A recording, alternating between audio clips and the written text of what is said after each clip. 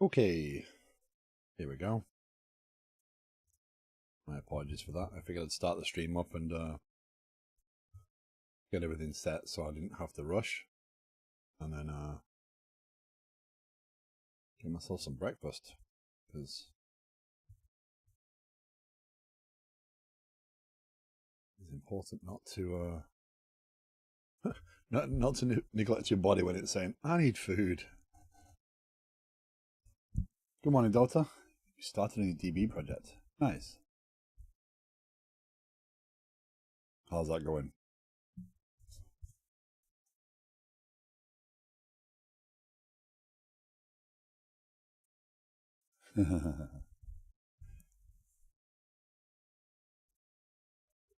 Trying to write in C initially. Yeah.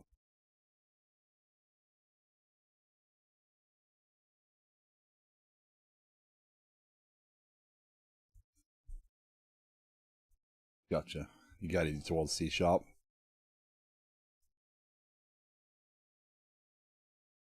Nice. Nice. Cool. It's good to. I mean, it's good to focus on a language that you probably will be a little bit more au fait with. So, yeah. The coding challenges on the left aren't sorted for difficulty. No, I don't believe they are. I browsed through several of these. I kind of read the rough the rough guides as to what they expected, and I picked out 3 at random that were they felt like they'd be enough of a challenge that I'd probably learn something that I might struggle. The design might not be simple, and that's for the 3 I chose. So I will disclaim that I deliberately chose 3 that wouldn't be naturally, hey, I can just knock this out in an hour. I will do everything I can to do what I can in a stream. And then obviously the discussion moves to Discord, and I will continue to share the code and probably still tinker with stuff even if I don't get it done. I was impressed. I was bouncing my project idea off everyone. He's the only one to get a suggestion in. Nice. Well, the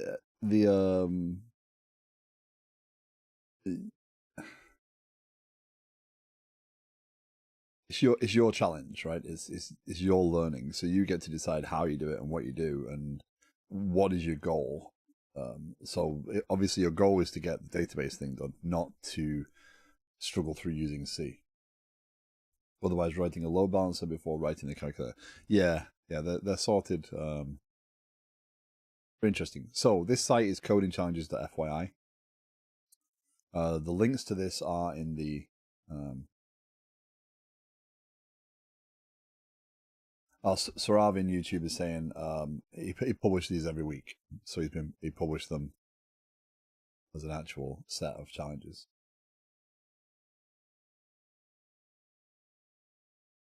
Maybe it's your graphic display and calculator. You're spending all your time writing C, you want to be writing DB. Yeah. So pick your goal. So nice.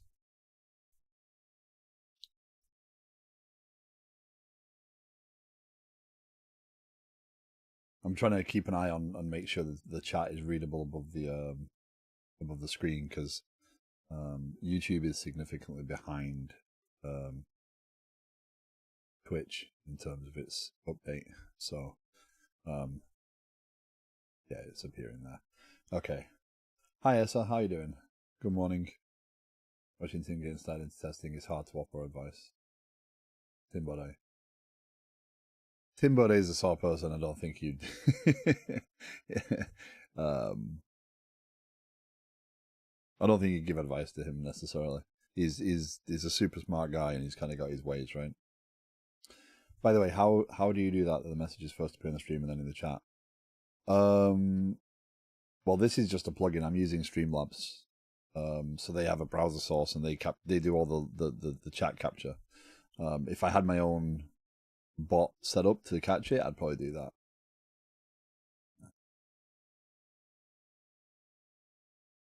So yeah. So this is just Streamlabs. I haven't quite pulled away from them entirely. I stopped using Slobs, but yeah, so I use OBS Studio. Yeah. Yeah, Tim is a strong developer, but kind of very focused. But again, it's his living, right? If you're making your living on Twitch and you're writing code, and you don't want to get derailed by every single person that comes along and says, "Hey, I know how to do it better." All right, I get it. Sometimes that's hard to watch, though, especially if that person is doing something you think is probably not optimal. But anyway, let's get started with this coding challenge. Let me get started with setting the foundations for this. I was going to run 3 minutes of ads before I did this, so that's annoying. My apologies. I should have just run the ads at the beginning while I was sat there eating. But oh well, we'll deal with it. We'll figure it out. So if you're in the stream and you're not subbed, or you don't have turbo, when ads appear, if I'm talking about anything that's useful, just please just let me know. Okay, so the goal of this stream is to have a bit of fun. That's really what I'm focused on. Is to learn something, is to struggle, is to show my process as to how I'm going to tackle this problem. Right? It's purely educational. If you don't agree with what I'm doing, if you think I'm doing something wrong, you're more than welcome to chime in. But it's going to be my way of doing this, right? It's going to be, it might be chaotic to you. It might not seem natural in some cases. You know, how I approach software is not the same way as how someone else approaches software. So, you know, feel free. Also, you know, I would love for anyone else that's watching to, if you fancy taking on the challenge yourself and doing it, and then we can compare, that's perfect, right? I will put the results of this into the Coding Challenges channel in Discord. Yeah, so here we go. So write your own Memcached server, or Memcached server. This challenge is to build your own Memcached server. I'm not going to read everything out. I assume at this point that pretty much anyone watching my stream is going to know what caching is. So I'm not gonna I'm not gonna explain that part.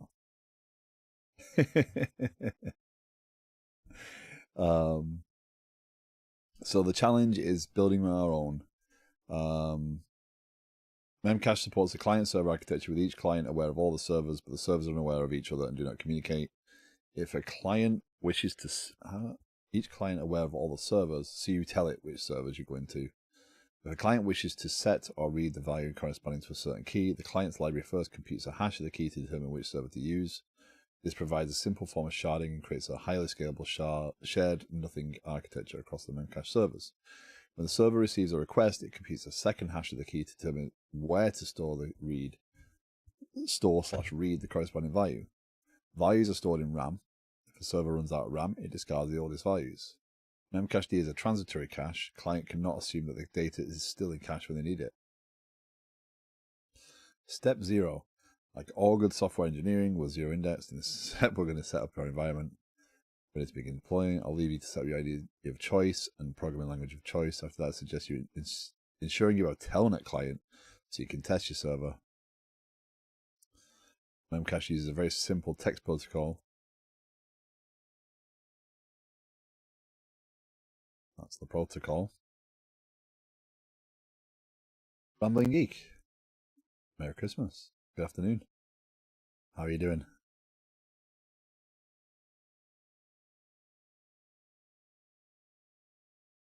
You joined a stream, which might be one of my biggest struggle streams in a long time. Oh, man. Sorry to hear that.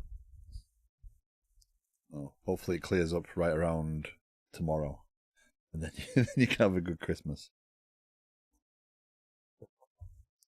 What am I doing? I am going to take on a coding challenge. So I've been, for the last week or so, I've had a poll in the Discord offering the chance to vote on a challenge to take. So Sarav in YouTube suggested this a couple of weeks ago, and I decided to follow through. The goal is this is codingchallenges.fyi.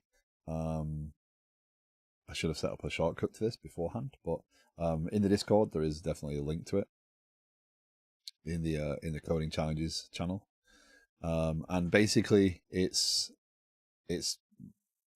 build something real, right?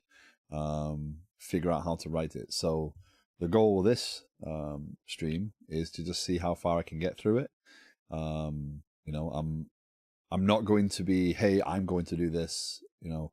So it's more, here's my method of analyzing it. Here's my method of building it, how I'm designing it. And you know, if you see things that you want to interact with or you want to comment on, feel free. Well, let's go. So I'm not going to worry about Telnet right this second. I've got actually I probably have the tool installed, but anyway, yeah. No. So step one, in this step, your goal is to create a server that can start up, listen for, and accept an incoming TCP connection on the specified port.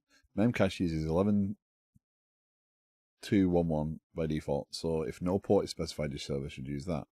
Otherwise, you should accept an option on the command line that matches P, port number. To support this, your server will need to create a socket and bind it to the address of your server. For the purpose of this challenge, that can be the IP address 127.0.0.1 and the specified port. Once this is done, your server will need to listen for requests, accept incoming requests, and then receive incoming data. Okay. And then we telnet to that and connect. Okay. So step one, right? So obviously this is something that I haven't done. I haven't done sockets in a long time, right? So, you know, we're gonna struggle through a little bit of figuring out what is the right thing. So first challenge is from a prototyping standpoint, can I get this up and running? Right? Yeah. Yeah. System net socket, TCP listening, yeah. So we're gonna start that up. And make sure we can connect and accept arguments. So we need to be able to run it from a command line and say, hey, I want to connect to this port. And again, for the purpose of this challenge, everything's going to be localhost. We're not doing any distributed, we're not doing any network deployments, etc. So let's see. Okay. So let's start our tool choice. I skipped step 0 because so if you're a sub, you do have some emotes, right? And one of the ones that I had very early on, and I apologize for this, in YouTube there's no emotes, but is this, right?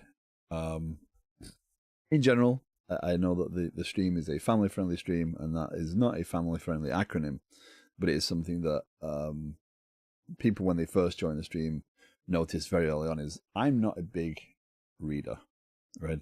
I'm not a big person for going off and trying to read documentation. I will struggle through some things, right? I will tinker, I will play. It's just my way of learning, right? So that emote was one of the first ones that I added. So, and I actually have space for more emotes that I should take up. But anyway, so let's get started. Let's get this over here. Use solution.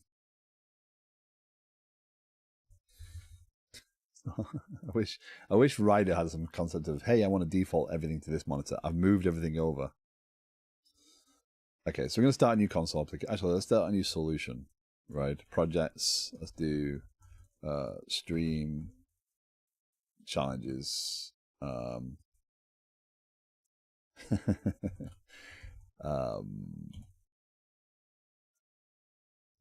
Mem not cached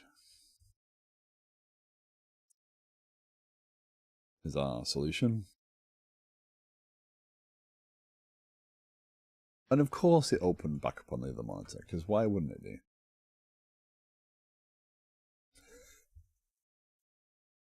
So I was hoping, I actually ordered some cables yesterday, so I have like a portable monitor, and I was hoping that what I could do is I could bring the chats over onto the portable monitor, put them in front of the camera here, right, and then turn my second monitor back to being my dev PC, so then I have full access to the second screen, and the cables, yeah.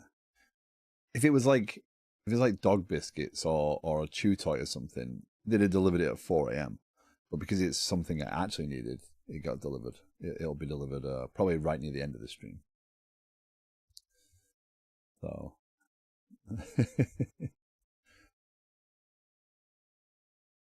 Rambling Geeky, hold on. You are someone that should be. Yeah. It's not. It's not. How do I community roles manager? Give me a second, Rambling Geek. You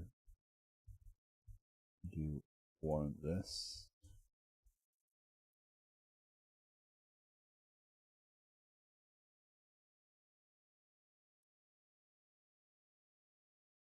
There's a lot of rambling people. I remember when VIP status came out and it was like 10 VIPs, right, Max? Now you can give 30 VIPs.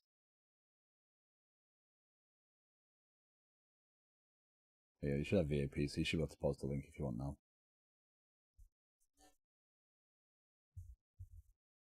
Okay.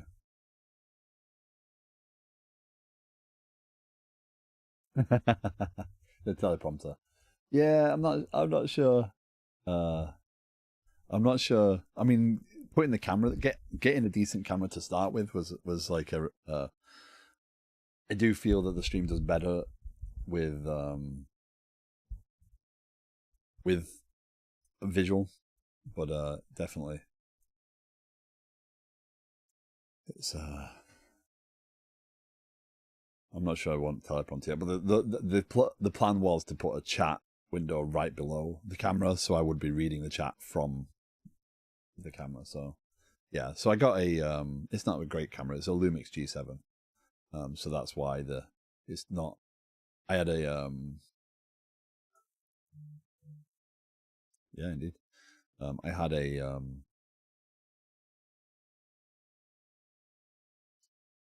Logitech Brio camera. I use that for work.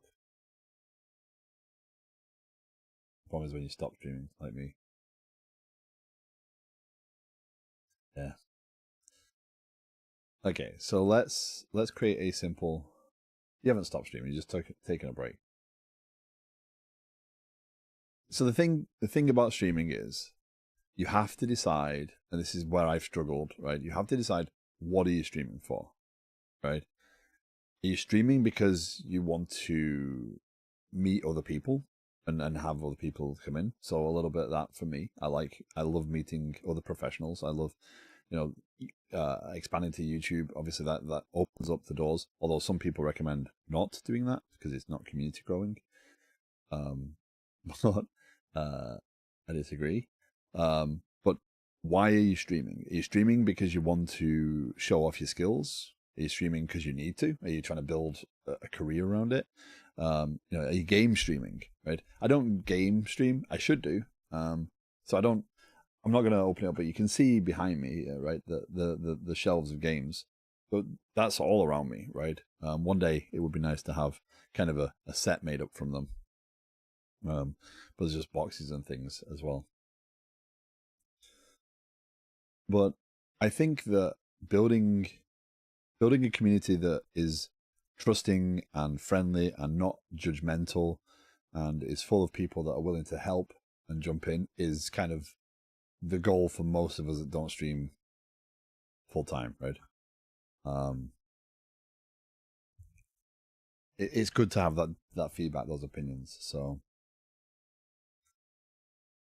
yeah, so I decided to invest in the stream a bit more, right? I put some more money in the stream. I've bought a lot of equipment over the years, and I think it's worth it for me because I do feel that I my perspective on software development is not one of formal education. It is one of just pure experience and work, so you can see where I'm struggling. I'm not trying to show that I know all the right terms and all the right technologies and everything. I'm just trying to show, here's how I muddle through and get through things, which is why I did relish taking this challenge, and I do appreciate the opportunity. And I hope this isn't the last one.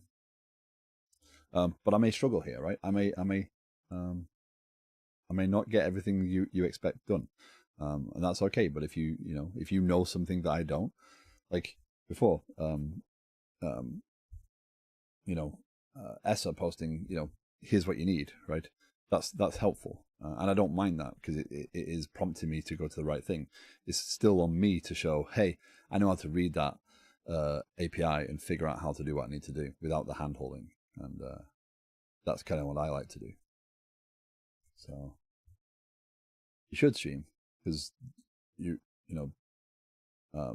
you started streaming and you've got that community built up already, you've clearly got people that will come back time after time, and even if it's just hanging out and doing cool stuff, it's still fun. It's motivation.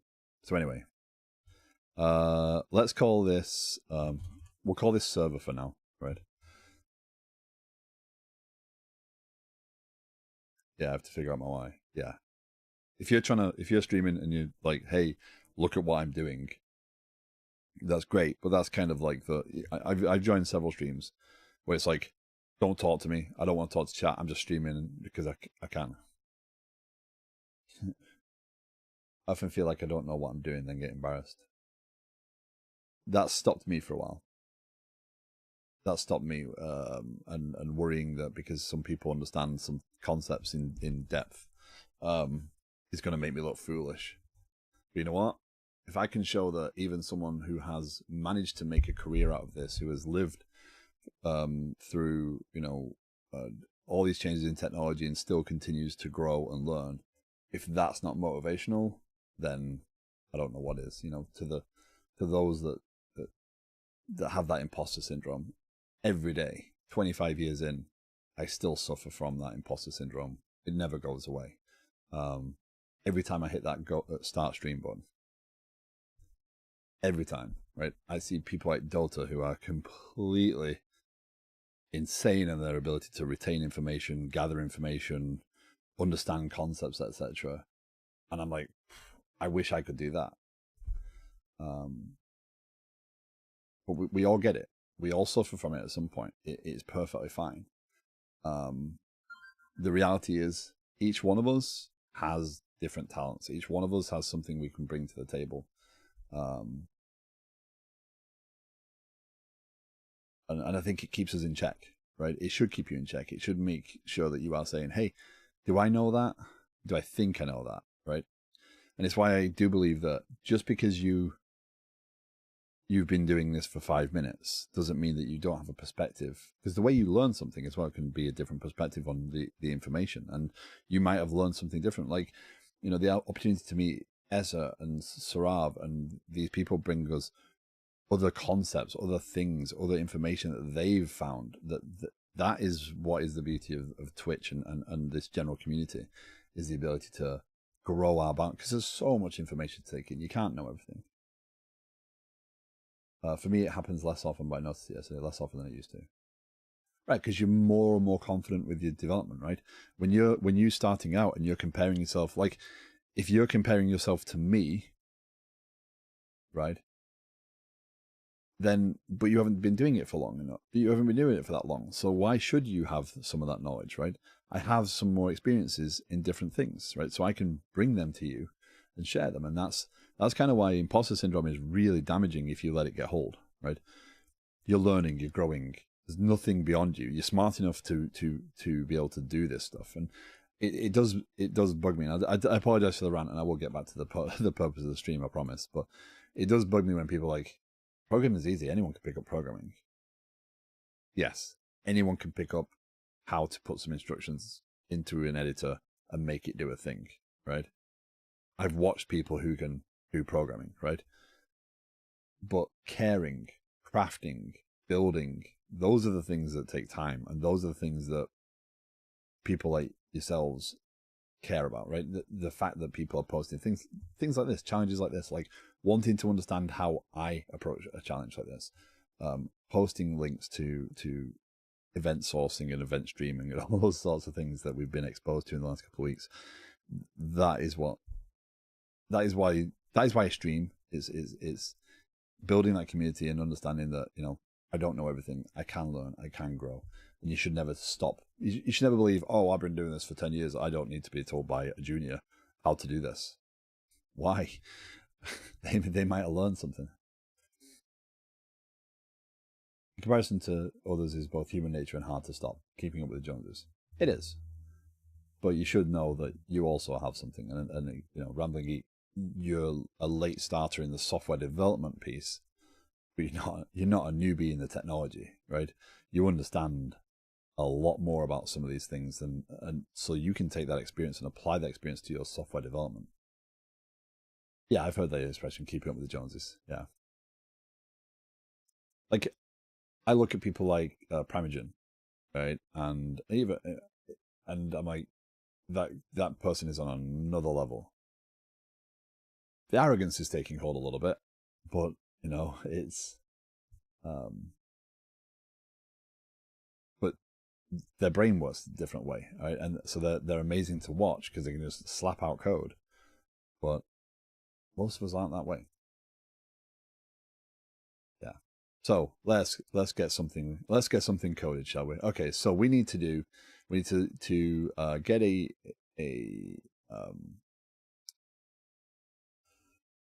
socket to which we can attach, and then we can accept things. So let's have a look. So we need a TCP listener, right? Now the problem here is I kind of want the help from Copilot because it will help me prompt with things like the APIs and stuff. But in the same, I don't. var server equals new TCP listener. Let's see. So this takes an IP address, which I believe should be loopback, and a port, right? So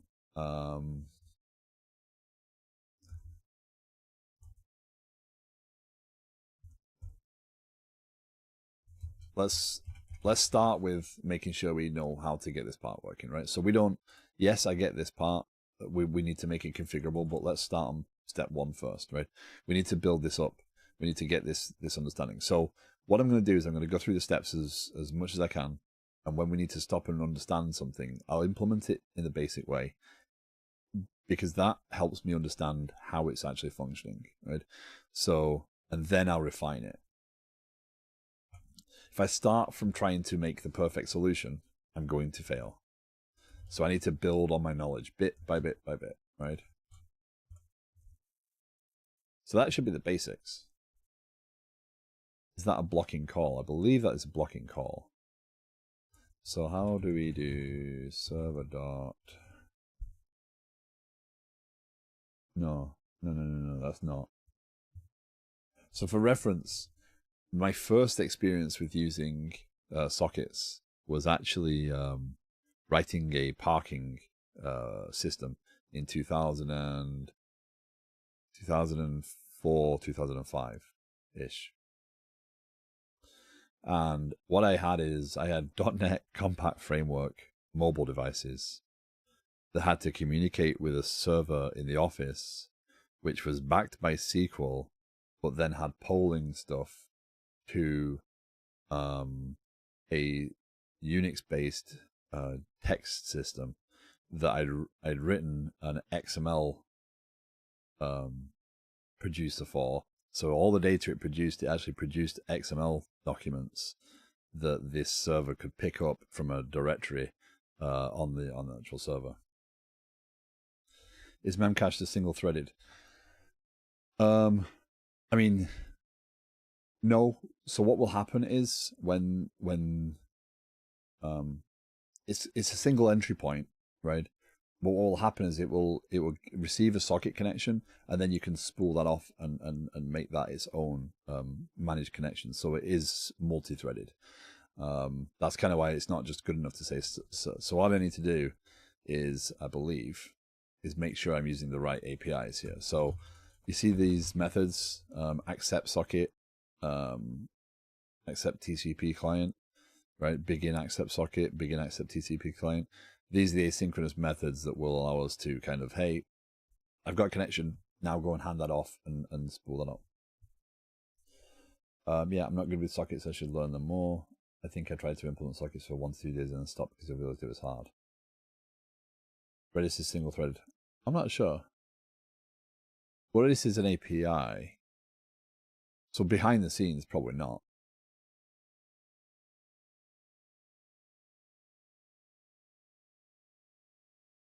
Redis caching is something we're going to be looking at soon in the main application as well. So I haven't honestly used Redis to know that whether it's single threaded or not.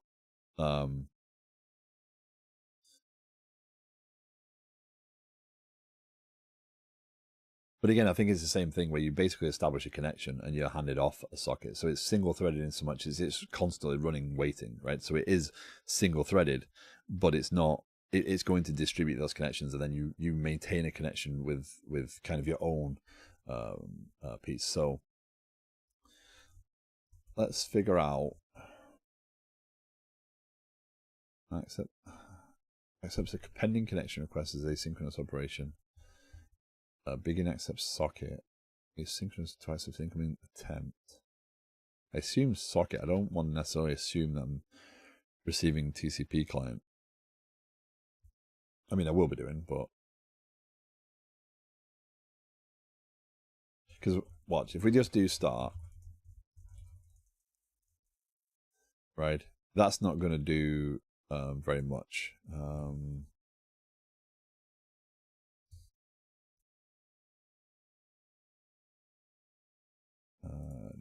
Because that won't do much. I'm pretty sure it'll just run and finish. I think.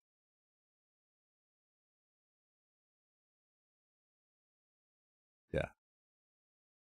So we need to wait. Path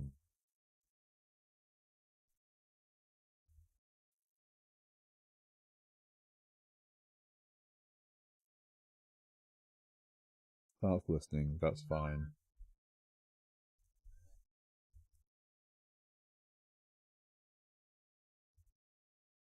There's a pattern here that begins an asynchronous operation to accept incoming. Because what you can do is you can do something like do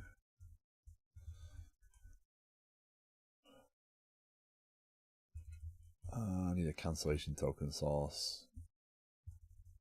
Let's do it. Let's just do it really badly for right now. Beginning accept socket. Accept socket async. Cancellation token. I have no way of triggering the cancellation token source right now, so yeah. Are we going to accept TCP client or are we just going to accept socket? I mean, I know that we're going to assume that we're going to be using TCP client, but is it going to be, let's have a look. TCP, let's have a look.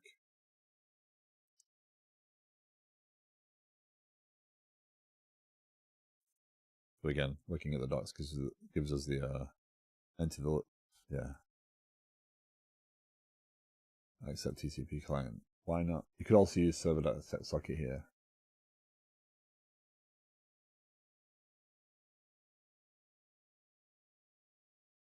So what I've done in the past is basically handed, so once this client comes back, kind of run that off into its own thread, because that would now be an individual connection. Difference between, I'm not doubting you, SR, but I fully believe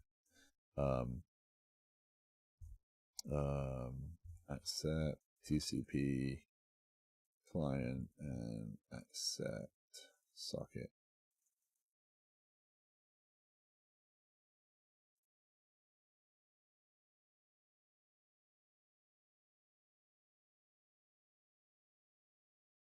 Okay, it's just it gets a connection and gives you a TCP client, so you've got the automatic communication. Okay, I understand now. Okay, so when I get an answer back from this, I will have a TCP client to communicate with, which has a cleaner API than that of the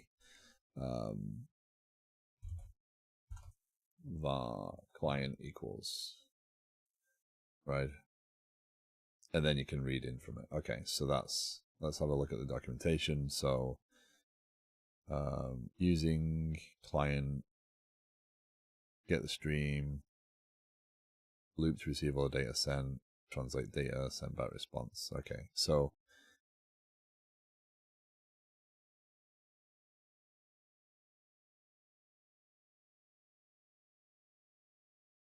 but how this assumes I'm sending something to begin with, right? This doesn't block. This will end and go back into the get the next connection.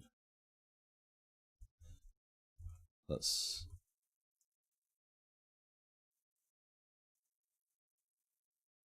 okay. Let's so we run that.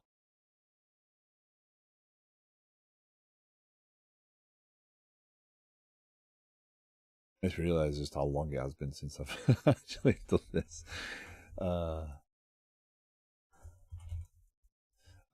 Does this have?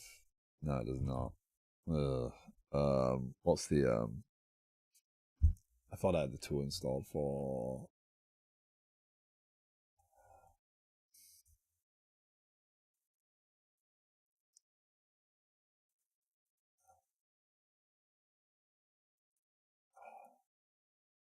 It's a terminal.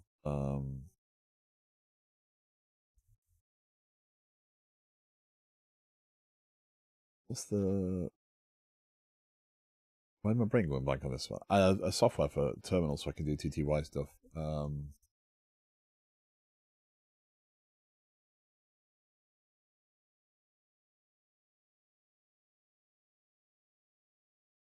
little nicer. I can't think of this now.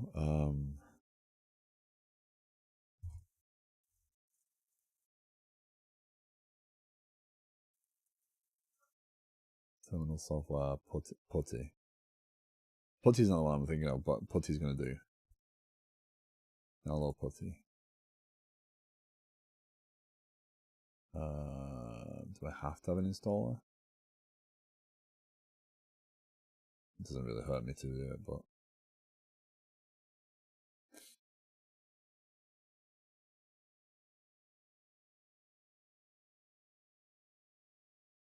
got a I got a new GameCube game yesterday, so I downloaded the ROM for it, so I can put it on my machine.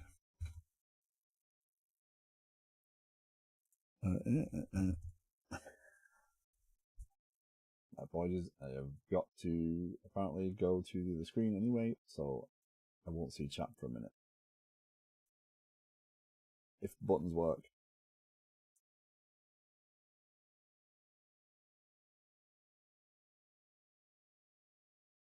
Now it's going to screw up all the screen. The putty installer wouldn't move over, so this is why I wanted the extra screen today. Install putty, put install directory on the path for command prompts, associate ppk, yeah.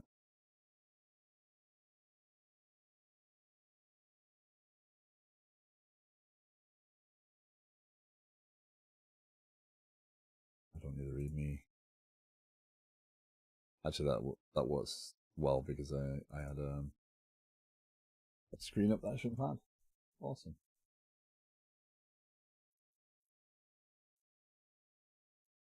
Oh no, my monitor's dying.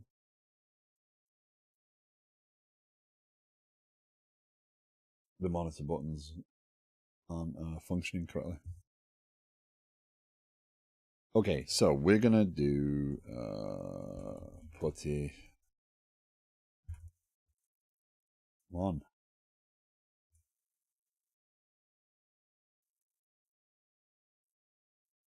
Okay.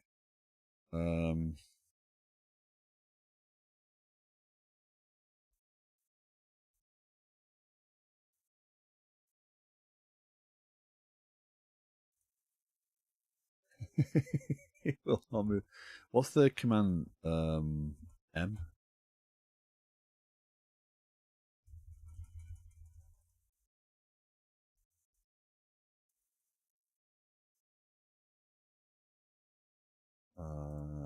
How can I bring that window over here without actually going through the monitor? That is annoying. It's because it doesn't use normal Windows technology. Yeah, click the window. I'm using the Windows key and then left arrow and it's not moving across. It's either got a dialogue in it or...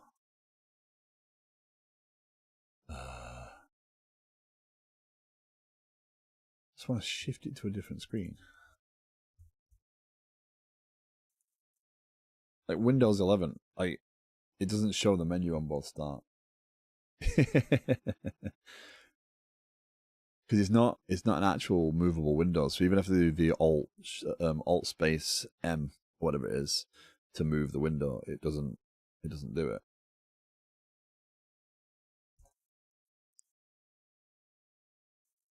Yeah, it's not moving it. I'm trying the old school style. Oh, there we go. Actually, it did. It did work. It was just taking its sweet time getting across here. The other monitor is a 4K monitor. Yeah, I was doing that. Yeah, there's a terminal tool that... I don't need SSH, I need Telnet. Passive, active.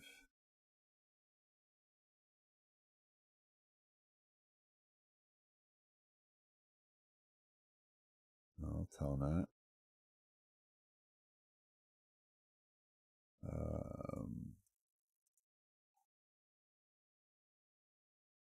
Telnet, hostname 127. Where is it? .0.1. 11211.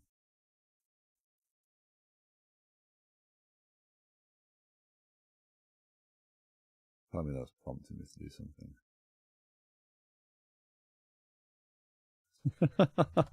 Okay, this is not going to be working. There's another terminal tool. There's like a I can't remember the name for it.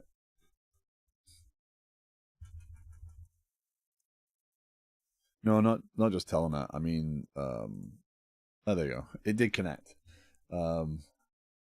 It's not Telnet. I don't want to install Telnet necessarily. I just want to install. There's an actual desktop tool that will make it easier to maintain a connection. No, not Windows Terminal. An actual piece of software. I can't remember what it's called because it's kind of an all-in-one. I use it to connect to Linux and have different connections open, etc. And I can't remember the name of it. So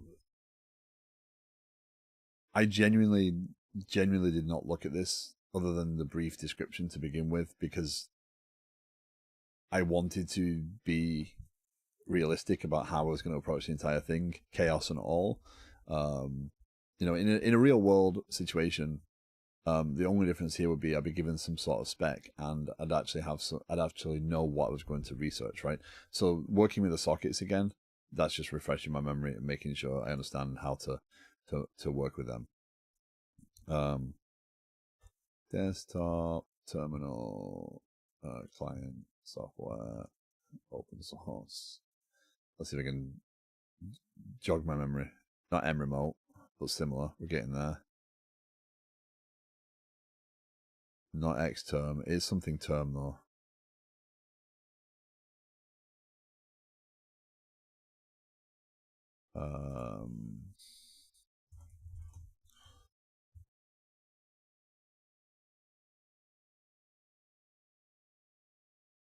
Tabby. That looks...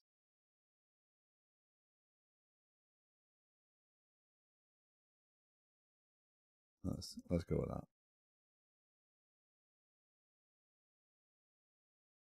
No.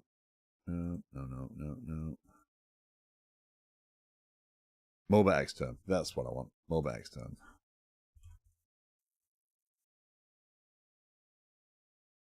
Go away, Telnet.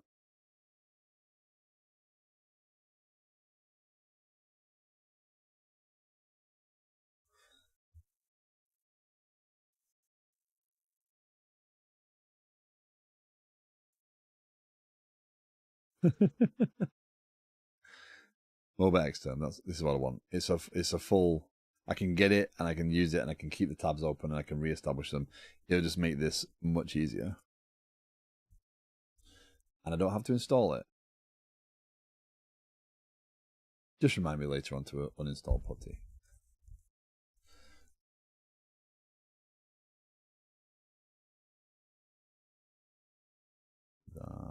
Open.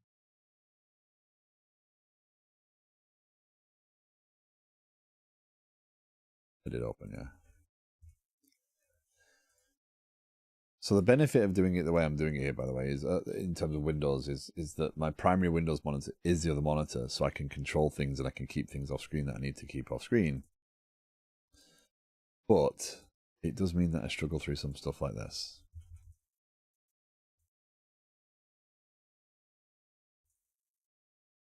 Here you go. This is better. Dark mode, we can do that. Start local terminal. That's that. That's fine. Yes. Okay, so new session. We're going to do telnet 127.0.0.1 username 411211. Yeah.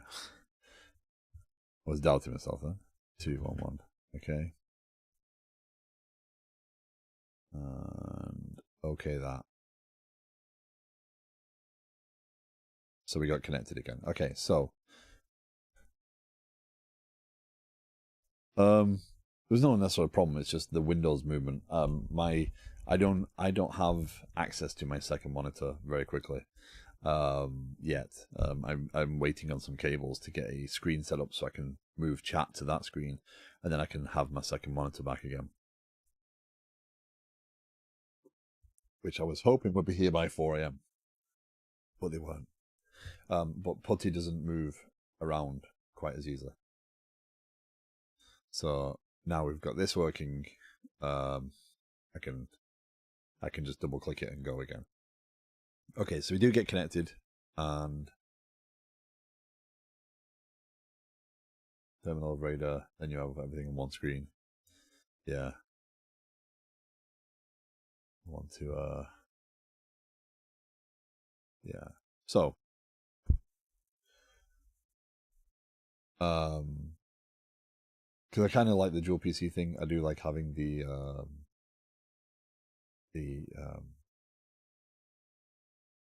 chat on the other screen. Just I need to have both monitors, and I don't have. I was really considering getting the 55-inch Odyssey Arc screen. Like just it's like $2,000, but just buckling down and doing it and having one screen. But then I realized that if you split the screens up, the refresh rate falls. So if you have more than two screens, everything's at 60 hertz. So the benefit of this screen, I don't know, you won't see it on stream, but this is a 144 hertz panel. I kind of like being able to develop on that sort of. It does feel smoother. I notice when I shift over to the. So this is a 1440p. No, it's 1080p.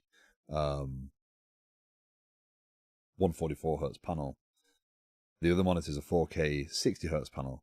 I prefer coding on a smaller screen because the refresh rate makes it more comfortable. Mobile extern is great. I use it all the time at work. Yeah, I've done it for Raspberry Pi stuff. It is a really good thing, so that's why I was trying to remember what it was. Welcome, by the way. We'll see. Good day. So, we all have our different productivity things. But I was considering the Samsung Arc because it is a 55-inch screen that you can split into 4 monitors. But those 4 monitors will all be at 60 hertz. But it does come with a KVM as well, which is another, like, that would be kind of cool. But then, so I have my MacBook, I have the stream PC, and I have the dev PC. If I could have all 4 screens up there, or all 3 screens up there and be streaming and developing off one big screen and then have the other 2 stacked, then that'd be awesome. But then they'd all be at 60 hertz, so I'm not sure the payoff would quite be there. So anyway, I will not be taking that expense on, that significant amount of debt. So let's proceed with. So we've got a connection, right? That's the first point is we've got a connection, right? So this is just our tool name, right? So we should be able to do that. We should be able to give it a port. So let's get that part working before we proceed, so we can configure the port. Command line parser. You look like you. Although there are new extensions, actually. I think Microsoft extensions.command line utils. So let's have a look at that. I'm not going to. I don't want to get into the realm of reinventing this wheel, particularly today.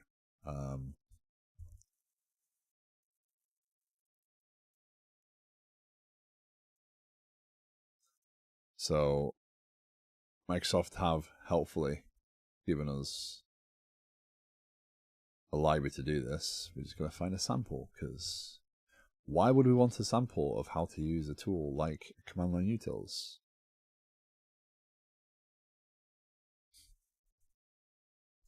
So welcome to my here's how I learn command line utils.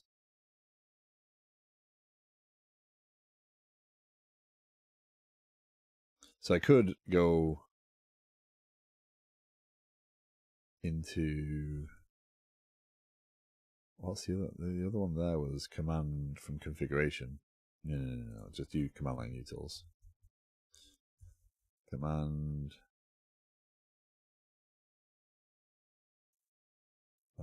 argument equals new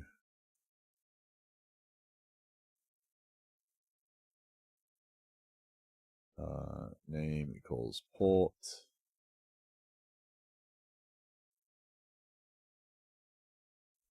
So I assume that's the actual parsed output.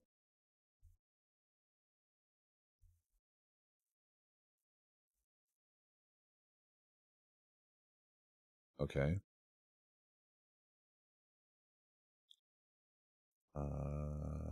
Commands dot add new command line application.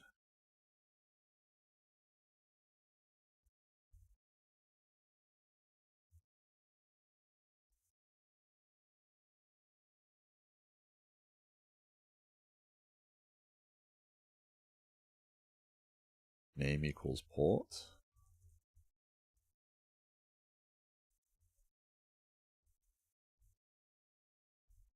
That looks like an entire application though. App.commands. Hold on. So a command line application is a command line application. That doesn't make much sense. Let's try and find a useful. So I'm trying to make this piece simpler by being able to parse it. What I might as well just do is say, for the simplicity, is if args is not null. No, actually, args is always not. Is dot length greater than 0. So int port equals 1211211. Right. So we'll default it. If arg0 invalid port number port, so then we just do port there, right? So it'll default to 1211. We could refine this later, right? Being pragmatic here, I need to move on. This is not going to be the focus of the actual application, so let's just do the bare minimum. It's very obvious, it's janky, right? It's very flaky, but we should be able to go here, opening terminal, cd bin, let's build it, right? Let's validate that we can actually do what we need to do. cd debug ls cd.8. I don't honestly navigate that way normally, by the way, so I apologize.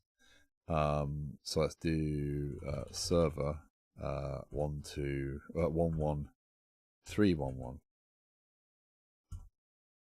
Nope, term server is not recognized. Server 11311. So we should be able to go over here and duplicate and edit session, and this is 11311.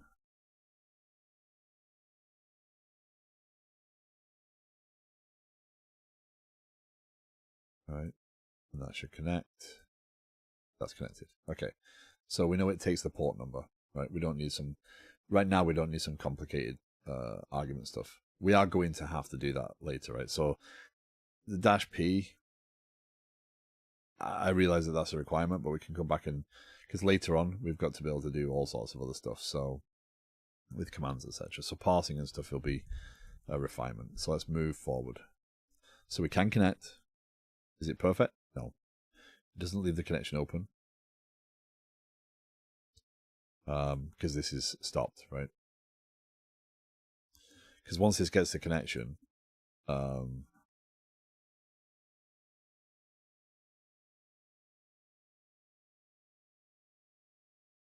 okay, so in this step, your goal is to handle the set and get commands. Memcached uses a text-based protocol with commands taking the form, command name, key, flags, expiration time, byte count, no reply.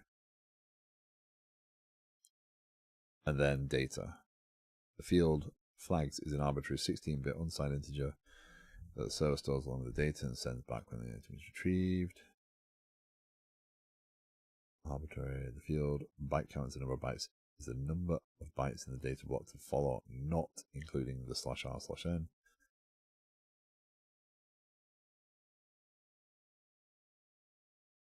The field no reply is an optional parameter that instructs the server to not send the reply. So this command to set a key would look like this. If the above command is successful, the server will respond stored. The data is stored, and the command to read back the key.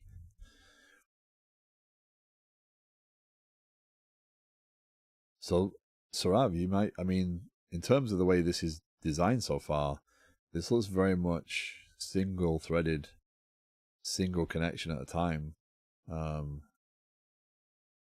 That wouldn't make sense. It has to, I mean, Memcached and whatnot would have to spool off actual socket connections to be able to put throughput, because otherwise you won't be able to hit it from multiple clients if you're waiting on it. If it's blocking on the connection,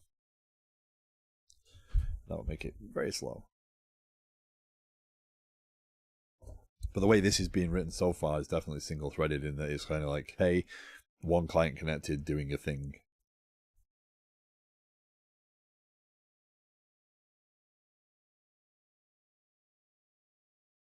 So let's make sure, let's go back to the Microsoft documentation. Make sure, so what we need to do here is we need to be able to accept a string of text, know when it's finished, and then move on and accept the next connection, right?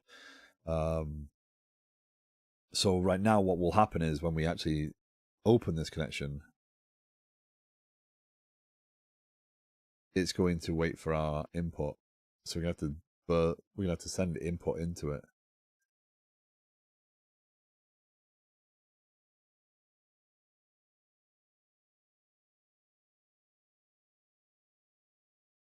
Let's see. I'm going to copy and paste this because in the interest of speed, and in the interest of making sure that I understand what is going on, I need to see something. And if I'm piecing it together bit by reading,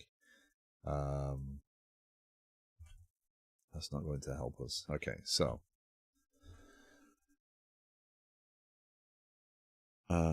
string data null. Okay, so that's complete. So basically, we will get the connection. We're going to get the stream. We're going to read in what the stream says. We're going to output what we see from the stream. So if we run this now, this will default to 1. This is default to this one, right?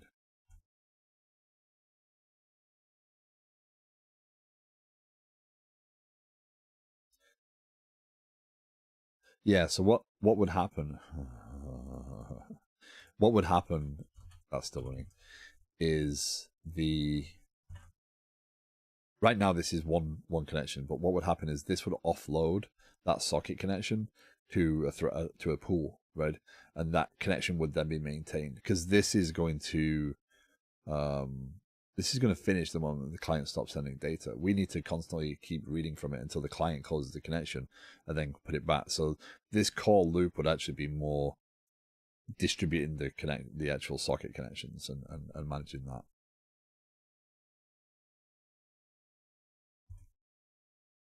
Right now, this is going to receive data, right? Although I don't think it will. I think this is going to just quit because I'm not sending anything in my... Okay.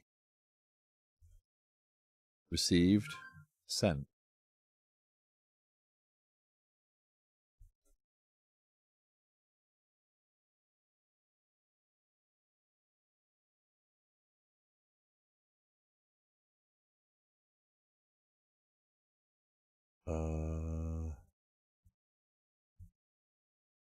Okay.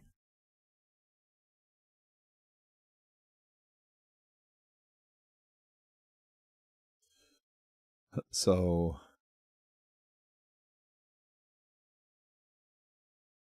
that's interesting. Why did you send, unless it's the headers that come through from the telnet connection? But it has maintained a connection, right? So, but it's not sending because it's not.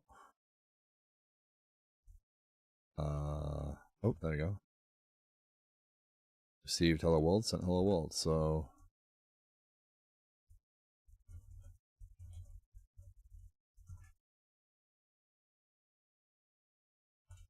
right. But another client shouldn't be able to connect to this right now. Because we only have this. So another connection, if I edit this one again, and I should now, if I put that back to 1211. This one won't connect because it's blocked, right? So this is now sat waiting for that first one to finish. So if I close this, I disconnect this one.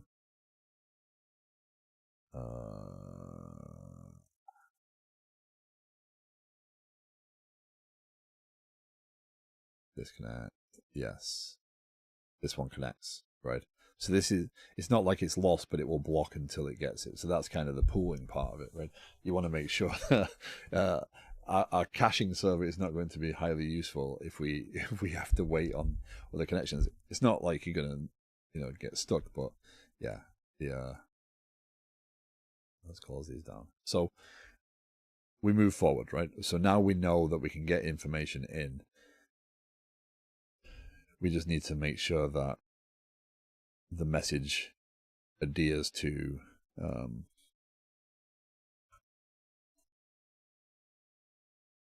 our expected format.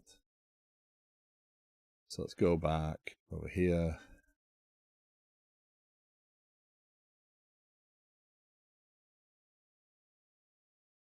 This step, your goal is to handle the set and get commands. Memcached uses a text protocol. So the problem is that initial header stuff I need to kind of ignore. Which if I'm passing the command stuff, then it won't matter.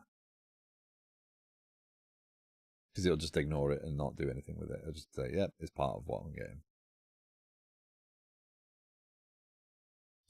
So this is what we're aiming for, right?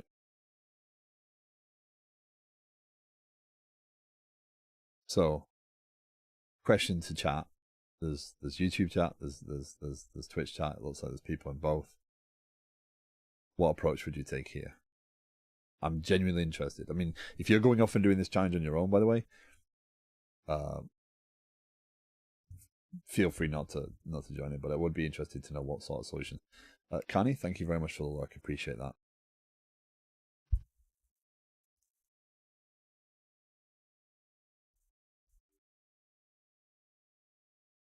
So I think I know where most people would head straight away, but I wanna validate that.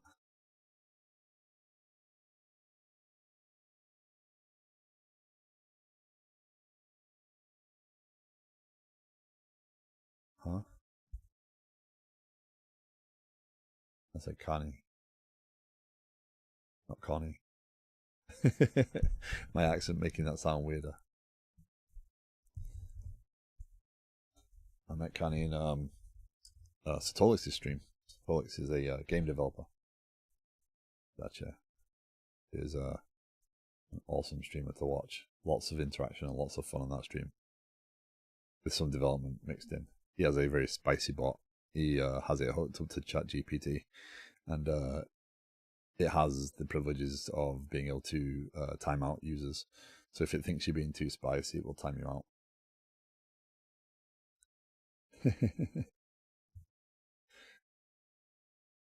Chaotic at times.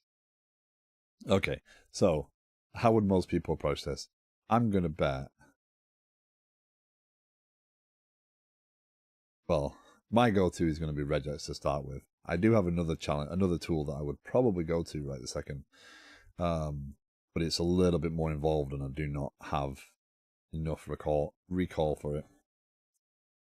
But in the interest of sharing, no, wrong project. Open TwitchBot, this window. So the code that I would use, that I'm not going to do it right now because it's a little bit more involved, but when I built the StreamBot stuff, if I can find out where it is, I have the concept of parsing the command, right? So you end up with an actual object that represents all the data in a Twitch command. I gotta remember where I put this stuff.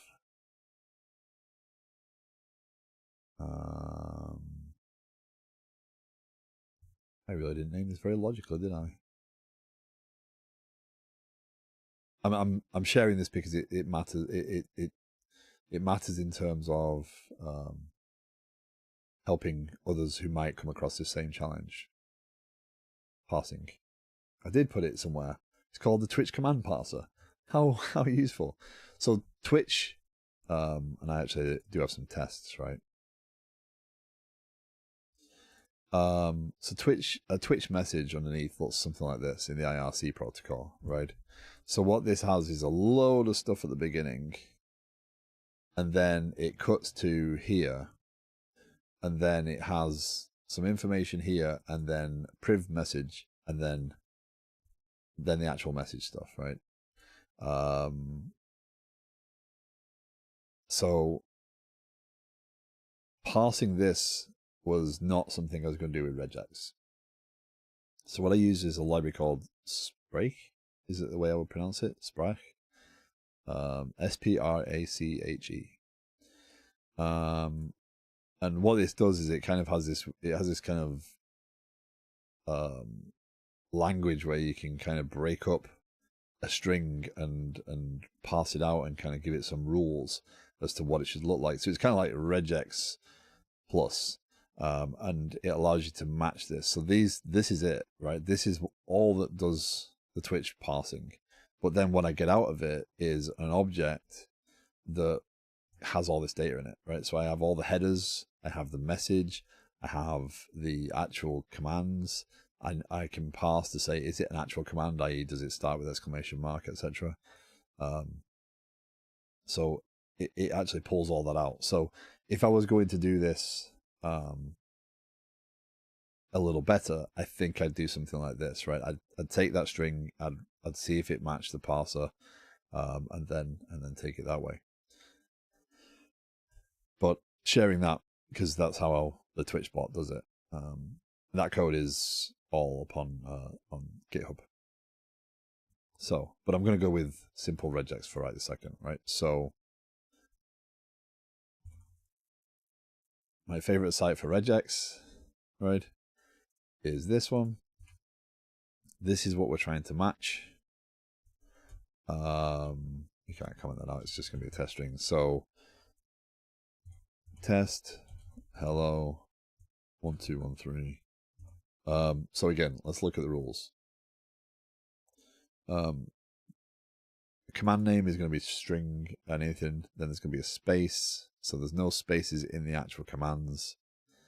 because there's no delimiters, so there can't be spaces, right? Because the space is the only delimiter that you could have here in this format.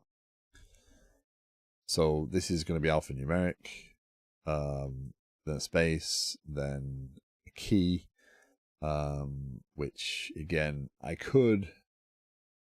So again, they did share, right? They shared the protocol. Where's the link? My brain isn't seeing the link. There you go. Simple text protocol, right? Actually, I had it open still. So the protocol is documented here. So if I was building this for real, right, then I would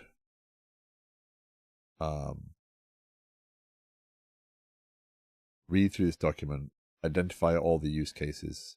But because we're trying to do this first, right, the first pass of any code base should be the simple one to help you understand, right? That's what I'm trying to do here. I'm trying to build my understanding as I go.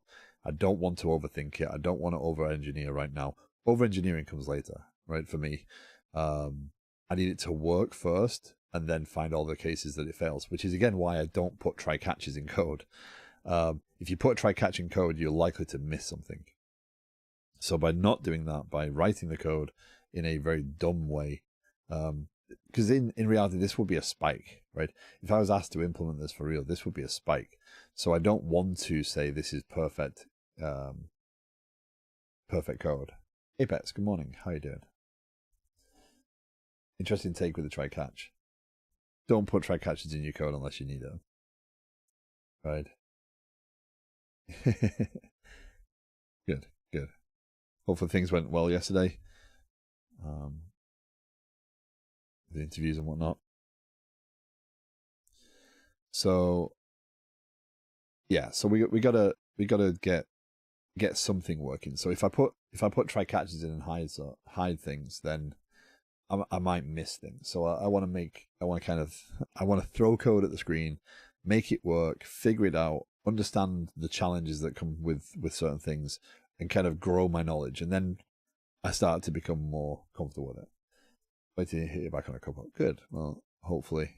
I mean, last day before Christmas. Yeah. So let's have a look. So what I want to do first is I want to go and say, let's figure out a format.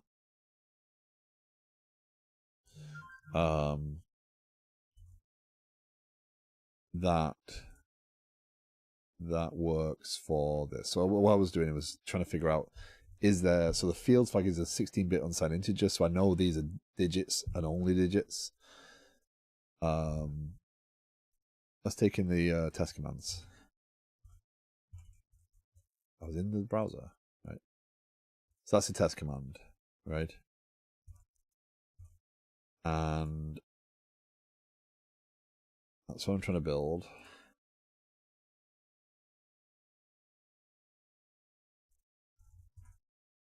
Okay, so let's see. So we're going to say begins with command, and this is going to be no spaces, any words or digits, many of, right? So we'll take the first part, we'll get a command, right?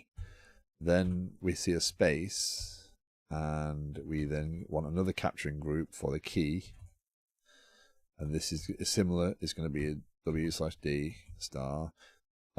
We don't have anything telling us there should be any exclamation marks, anything like that in here right now.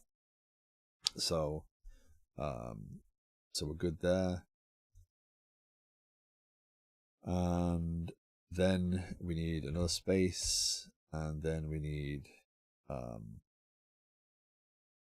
another capturing group, and this is going to be, I've got it there, the flags. So flags is going to be a digit, and it's a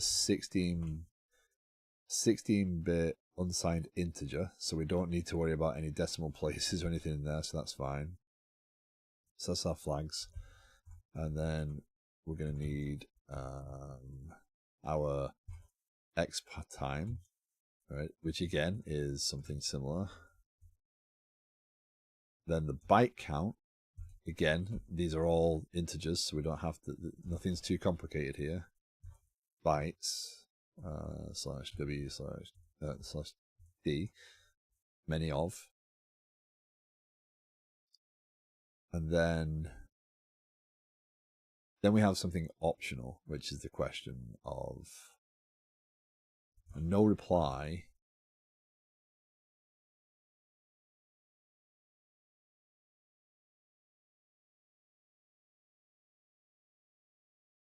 So no reply looks like it comes like that, right? So let's have a look at it here. No reply. Delete. So it looks like it comes in the square braces.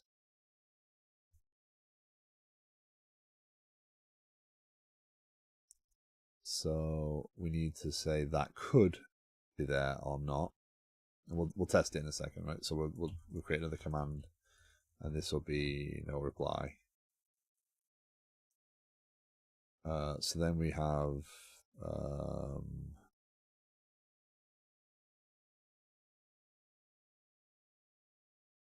0 or 1. So this is going to be slash s. No, this is going to be slash s 0 or 1. So there's either going to be a space or no space. And then we're going to have no reply, which is going to be slash there, slash there. Okay. And that's 0 or 1. No, it worked the other way. So the problem is there, that's now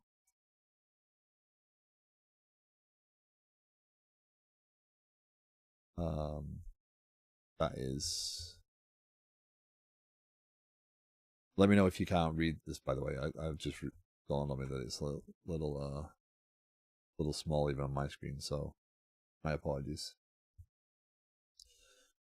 So this now only matches on this one because this is here.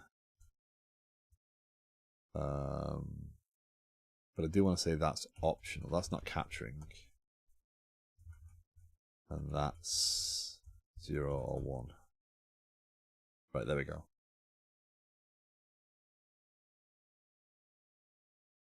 So match 1, we have the command, the key, the flags, the expiration time, and the bytes. And then on command 2, we have the set, the key. We have the command, the key, the flags, the expiration time, the bytes, and no reply. And then /r//n and then data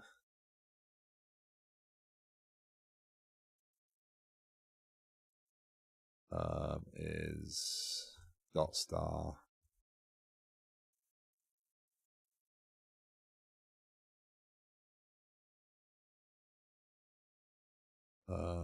that's multi-line, so that should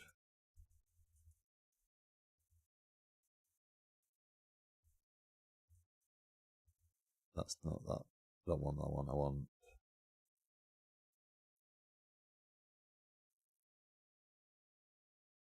what do I want there? Do I want to do it that way? Let's try and get that part in first, right? So let's get the ability to pass the command. So let's do string stop running command parser equals that, right? So again, this is very rudimentary. This is not going to hold up well.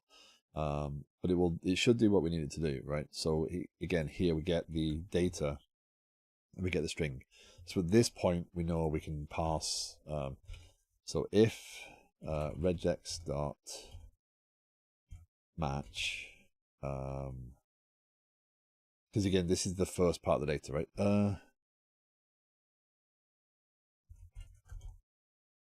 This will be everything. This will be everything. Hold on. Let's see what it looks like from this perspective right now. So we have get string. If we paste, let's paste our message in, right? So we sent blank, we got blank back. We'll worry about the header part first, right? There's the garbage that goes ahead, and then we have that.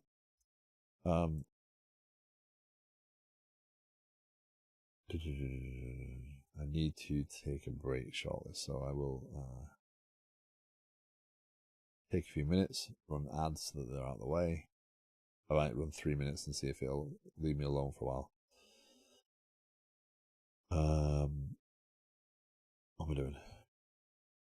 I want to copy the content of one of those commands, right? So I want to take this and see what happens if I paste that in. Paste.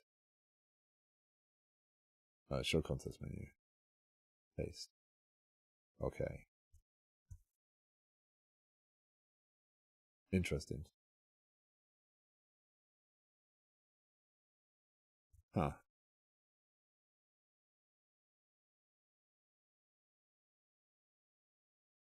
That didn't behave the way I would hope it would have behaved.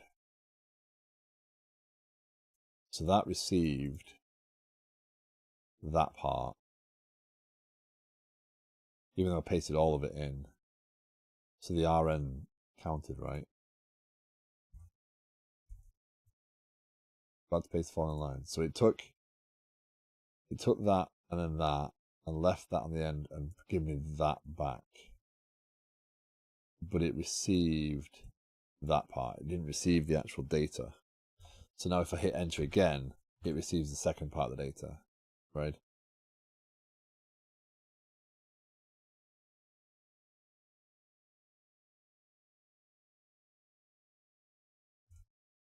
And then a blank. So I think the reading of it is going to be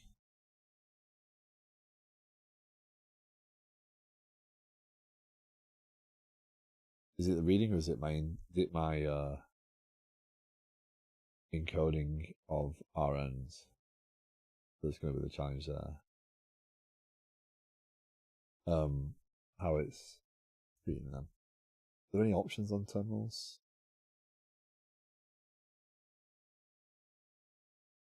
I'm going to use the fact that an ad break is running as an excuse to go and look at after the dogs, and I need to bring something into the house.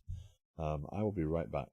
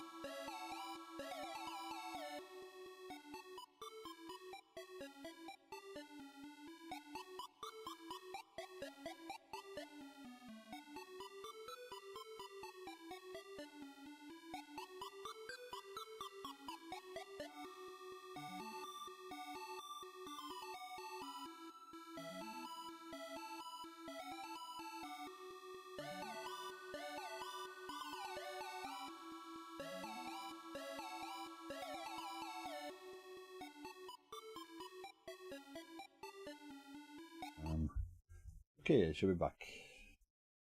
My apologies for that. I need to bring some food in, and I needed to take the dogs out. So I apologize. So I'll split the command in arguments from the parse string. Yeah, so I'm wondering how, if it's sent as this as a data packet, or is it sent as this and then this? Like, am I expecting more, right? It looks like I'm sent everything in one block, right? Because what this does is keeps reading the content bytes.length, but it clearly receives the first part, and then the telnet client is the one that's actually splitting up. Sorry, I'd moved the microphone away from me. But the telnet client is the one actually splitting up the data. If I received both with the RNs in there at the same time, that wouldn't be a problem, right? I could receive everything, but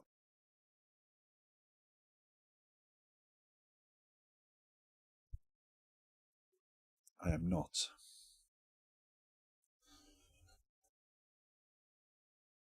So let's see what happens. So to get past step 2, we need to be able to parse the input.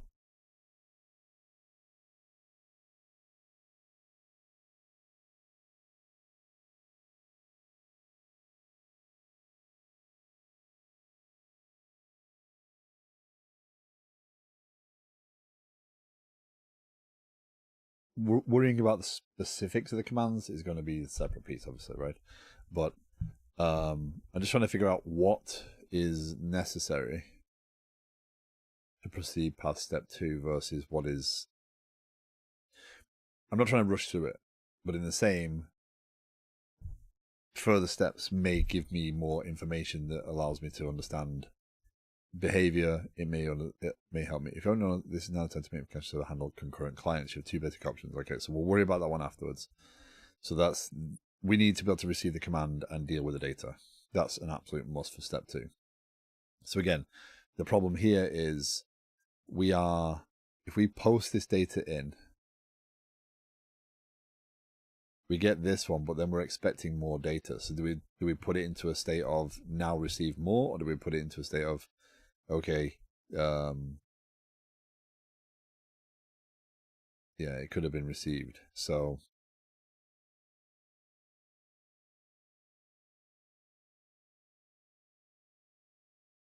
I'm just wanting to make sure that the encoding is correct as well, because if I'm receiving something and I shouldn't be, because I know that it's kind of temperamental. Terminal settings, return key sends new line instead of control M.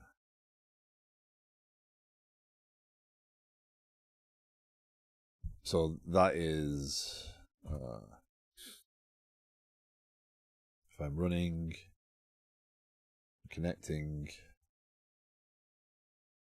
and then hit enter, that's control M. That's interesting.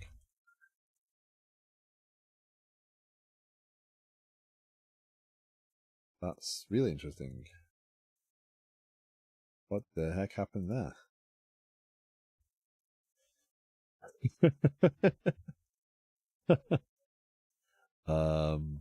Yeah, that just completely went away from me.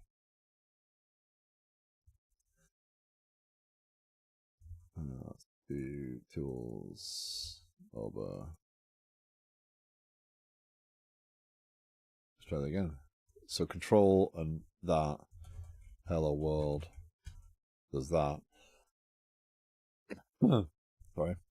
If I do this is a message /r/n, I get it back.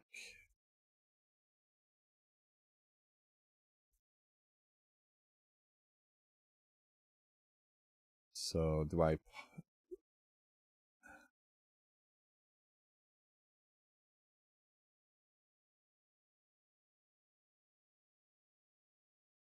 how do I describe what I'm trying to go through here? I'm trying to determine whether that is a problem or a behavior.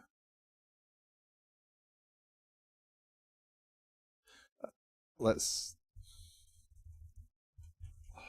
do this. Let's assume that we're going to get the first line, which is the one we've got our parser for. Let's try that first, build up on it, right? So if not regex dot match, input is data, pattern is command parser, right? So if bar matches equals regex dot match data command parser,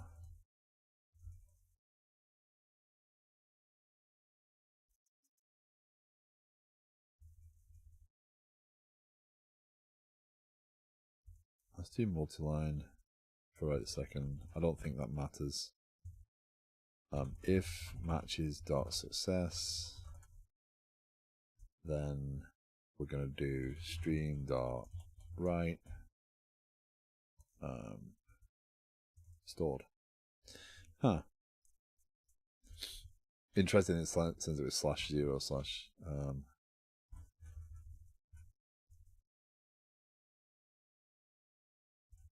oh yeah, message equals system dot text encoding dot ASCII dot get bytes for that message dot length. Let's restart that. So now only if we send something that matches that should we get anything back, right? Again, if you're watching and you're thinking you're doing this all wrong, you're not parsing this properly, you're not doing this, please share, right? How would you do this, right? If you want to do the challenge on your own, that's perfectly fine. But you know, I'm more than happy to admit that I'm learning as I go a bit here, because I haven't done this sort of stuff in a long time. Okay, so let's shift insert that. All right, I forget we're doing the challenge. Okay, so we got back stored, so that matched. So now let's say, okay,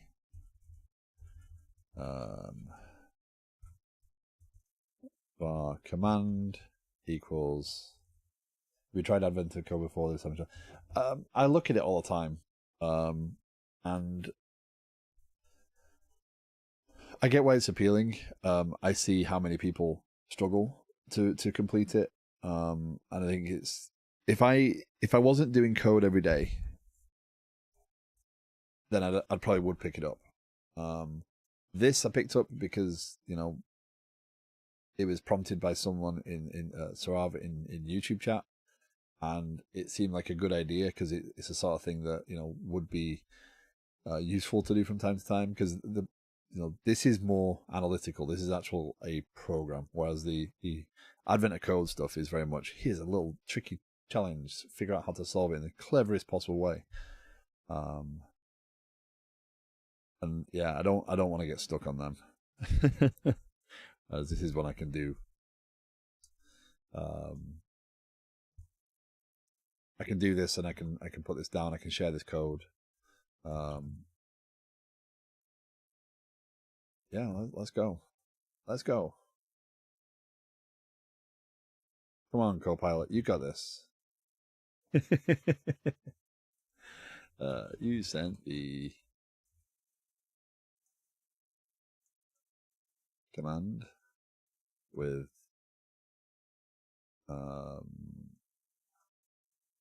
bytes count bytes. Just verify that it's pulling what we expect it to be pulling. I don't think it's going to get it wrong, but yeah. Restart. There you go. Okay, so we're going to do shift insert. Paste that. We're about to paste the following lines. I'm clearly not, am I?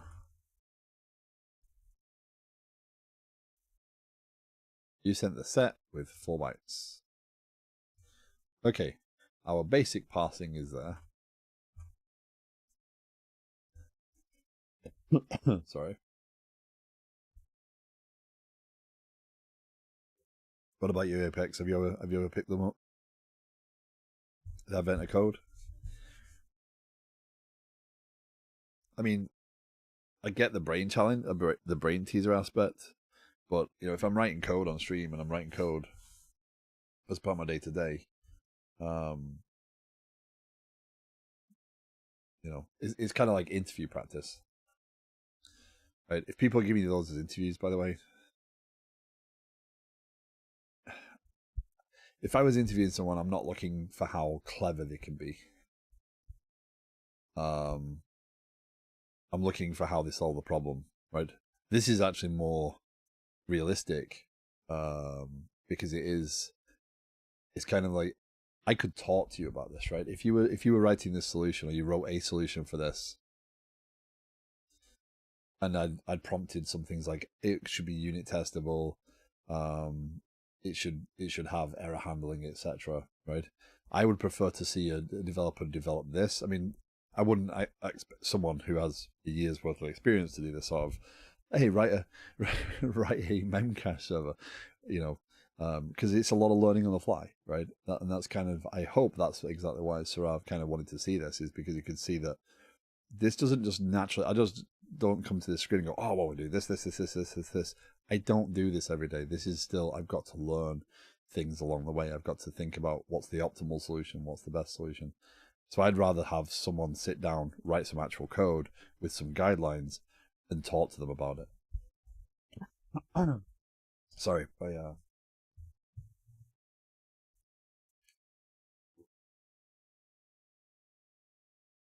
don't think I'm doing more talking than usual, but my actual throat is struggling. So we can get a command,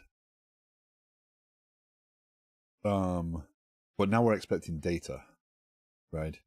We don't necessarily need to respond yet, because we need to see the data before we know, and based upon the command, perform an action, right? Although in step 2, we don't actually have to do anything.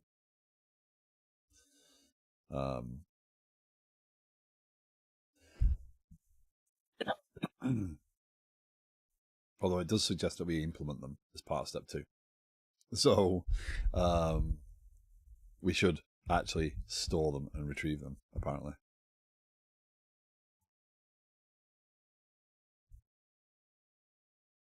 So the rest of the commands are optional, right? So if we go back over here, and we can keep this open, right? So we do get a command and a key, right? So we still get that from that. We're going to keep that open over there. What do I want to tackle here? Am I looking at why?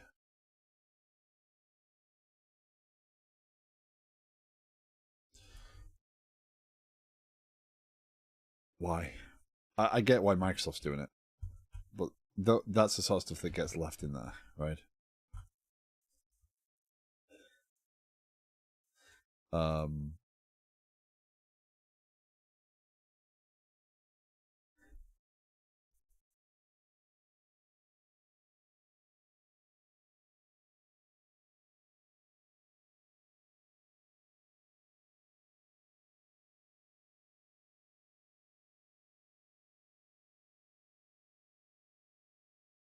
Is the /r/n part of the data?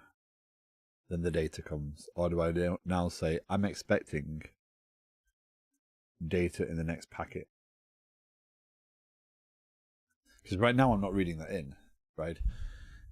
Should I be in the terminal? I need to change my terminal settings so that /r/n become part of the data that's sent, in which case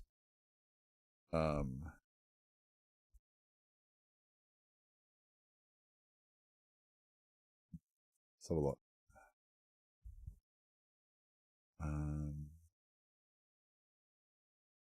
error strings. Yeah, we're not going to authentication commands.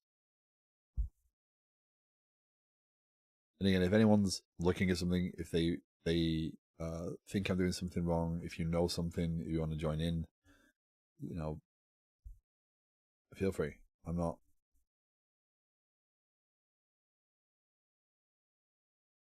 Flags. Hold on. Responses. Flag 1, flag 2. That's not. That is not this protocol.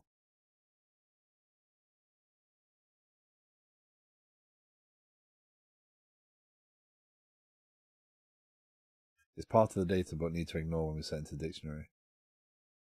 Yeah, but again, it's like I understand. So right this second, right, the /r/n, that's not gonna help me. If I send it in here, if I run the program,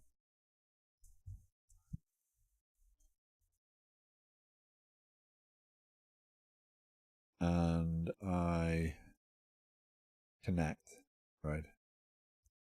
So I have a connected client. Now I put a breakpoint.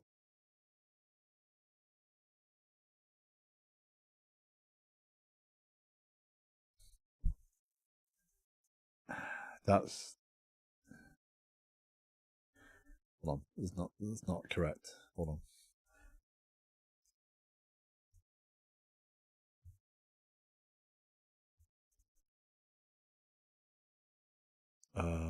While I equals that. That's bytes, string data.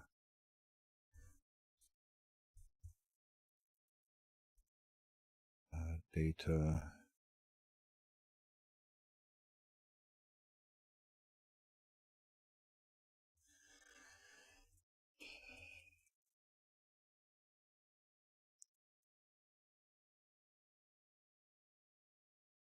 It's probably not the best buffer that, but this isn't data, this is buffer, right?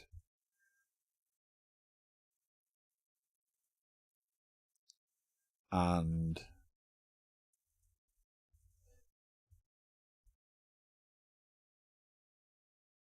that is bytes read, okay? So again, we get to variable naming, right? That changes how I understand that number, right? What we're doing here is saying buffer.append encoding.ascii.getString bytes 0, bytes read. So we're pushing into the buffer. Now the buffer's complete, right? So by doing this inside of here, it worked for the small message. But if it hit a bigger message and we actually do send it all as one packet, or we get it all as one packet, then that's not going to be good. Because that's going to overflow that, and we're going to end up with a partial command, and it's going to be really confusing. So here is where we actually have the string. So if we do console.writeLine buffer.toString here, now we should still have the same behavior. Nothing should really change here, because again, the /r/n I think is still, well, I know it's still not perfect, right? Because it's not going to receive this data. Each line will be pasted into the terminal and may be executed. So, I mean, that's really what I want, right? There you go. If we made that, just for the sake of this discussion, right? If I make this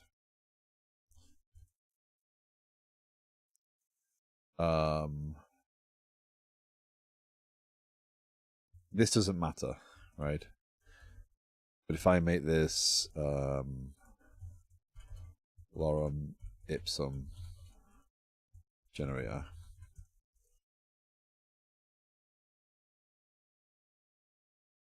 ooh, we go, I'll get fancy now.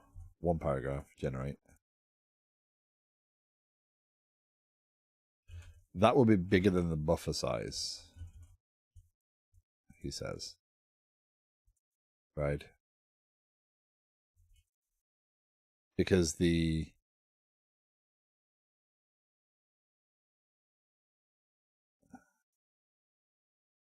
stream.read, that's going to read in offsets. Unless I'm misunderstanding how this does work. But that's not going to read. That's not going to say, "Hey, here's," because it's pulling from the socket from the network stream, right? It's not going to say, "Here's." No, again, yeah. Look, the bytes that we're reading into is 256. We initialize the array to 256, so this is going to be in sections of 256. If we damn it. If we have that running and we insert this,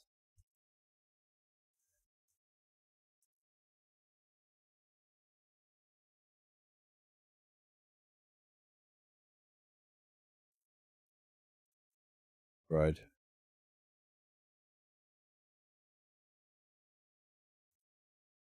What does that do?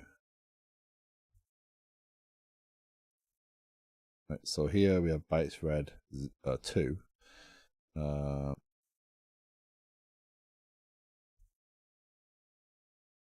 that erroring out?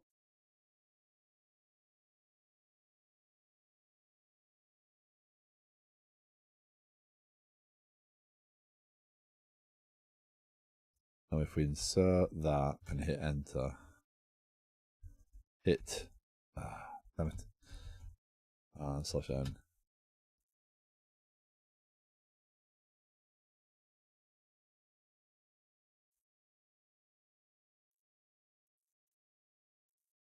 Okay, so we have bytes read is 256, F10. So our buffer looks like that. Still got the stuff at the beginning.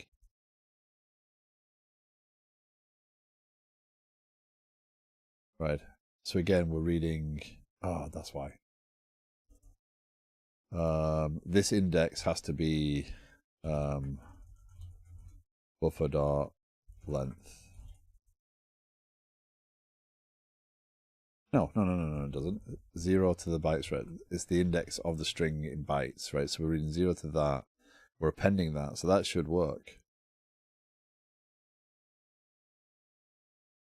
But again, we're going to get it in 256 byte chunks. We're not going to get it in.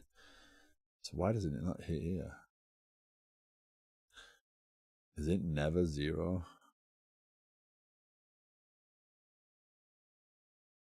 So I'm wondering if his control characters and stuff, that's causing me the issues. Let's see. Let's run that again. Let's restart this session.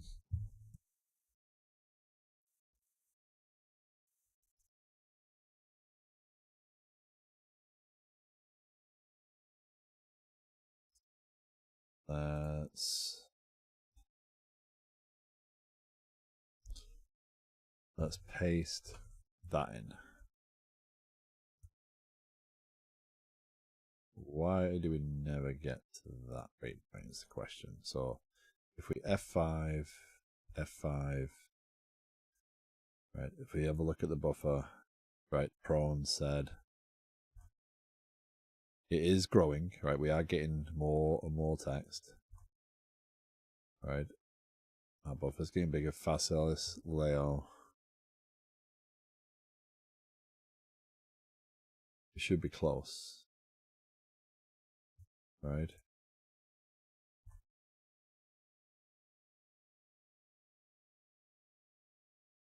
And then we just disappear as if the socket closes. We never get to this line.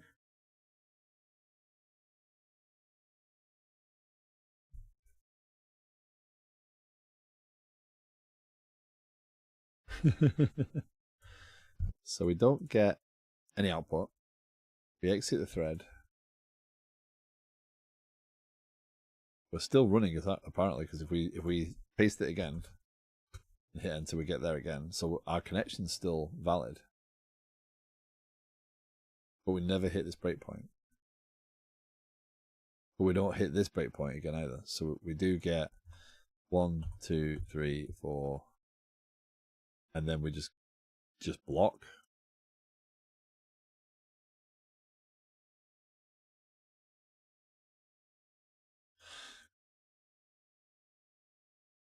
Because it's waiting.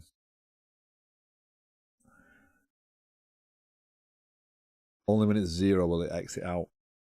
It's sat waiting, it blocks. So it sits waiting here. But if I put a breakpoint in there, do I not put it inside of that?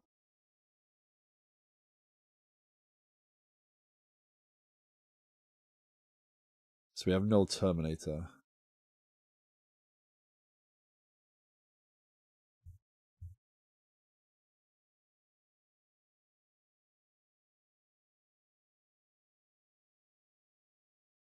Because what we'd do is we'd actually split the string on, once we have the entire data.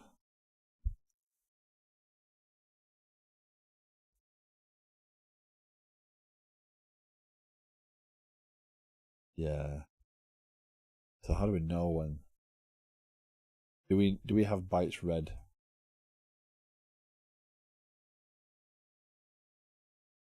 So this comes back into understanding how the behavior is, but it also comes back into our helping us understand when we get to actually spooling off individual clients, individual socket connections, how that behaves, right? So this will be a constant read once we have the socket open, right? So R to restart. So here we got bytes read. 21 bytes comes straight away, right, into our buffer, right? We F10 that, and we hit that. That's our 21 bytes at the beginning. So that we're not getting encoded correctly. So that's interesting. But my bet is we get here and hit F10, and it blocks there. Yeah.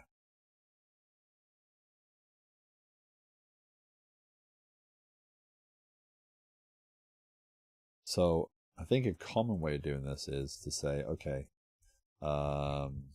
if bytes read is less than max, right? So we know that it's a partial packet, right?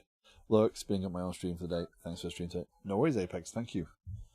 I will hopefully be able to come and stop by in a little bit. Have fun. So let's do int maximum bytes equals 256, just to make sure that we're using the same wording, right? So this now is going to continue reading from the socket, right? But here we know that we've got the maximum buffer, right? So the very last thing we're doing here is reset that, right? Because this is going to just keep reading, right? This is not going until the client ends. It's going to keep reading. So if we do it that way, right, what will happen is, my expectation, let's see, we should see some garbage on the screen. There we go. And now we should be able to paste in, no, we should be able to paste in our document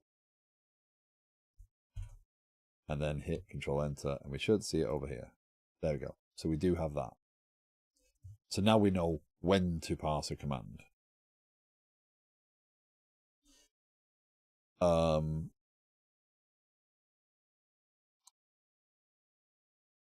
We could, because it's kind of a header, we could change this up a little bit, but I think it's worth going down this path for now, in that we could say, hey, is the thing that just came in a command? Yes, it is. Okay, what are we waiting for?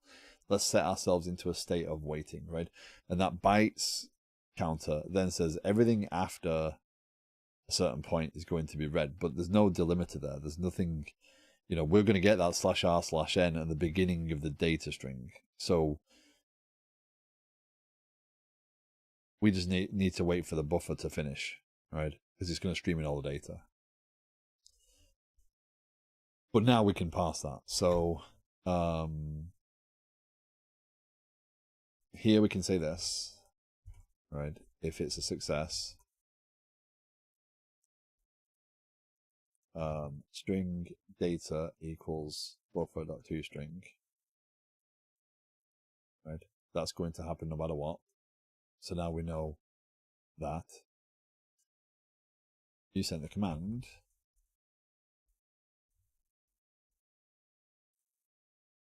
With byte count bytes, and we can write back to the stream if we wanted to. Console.writeLine.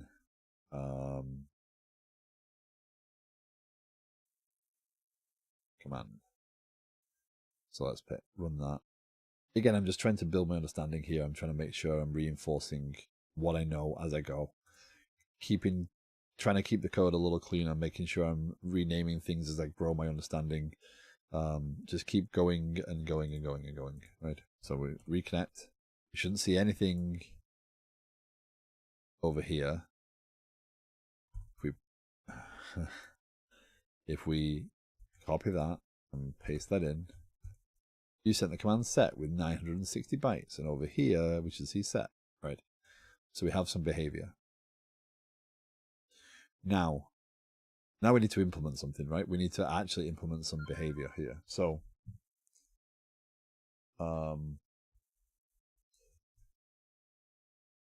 if we set it, we need to send back stored. If we get it, we need to return the value. So at this point, we need kind of an object.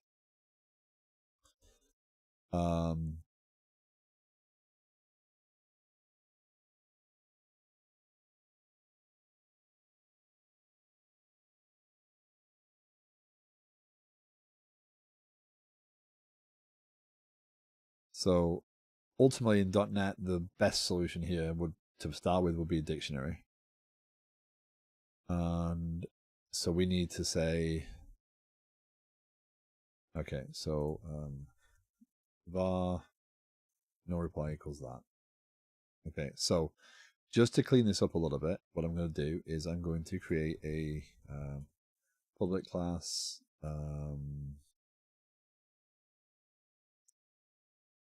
No, not what I want to do necessarily. Is it?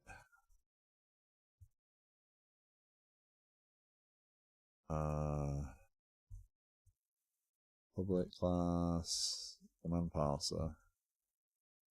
Public record command. Here we're going to do those, right? Public command parse string. This is going to be null. Parse string import.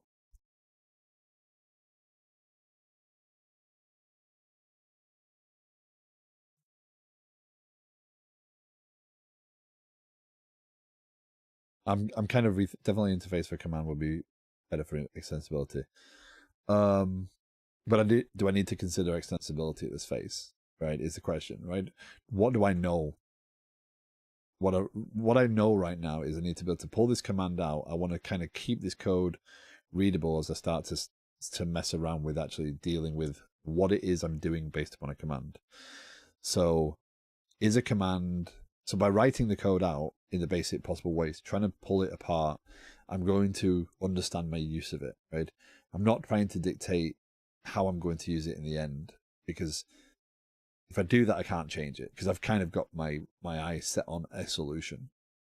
So I'm using the chance to explore here as a good point. So what I'm thinking here is if this is a tuple of command and string, so it parses and gives me back the data, then I can decide what I want to do here. Is command just a piece of data? How useful is that? right? So like, because I think where you're heading there, Saurav, is you're kind of thinking, well, public class set command is an I command, right? And the set command does a thing, right? I think that's kind of where your brain was going, unless I'm mistaking.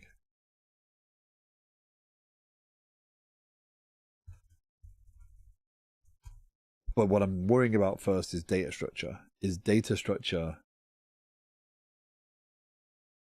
necessary? Do I need to do something there?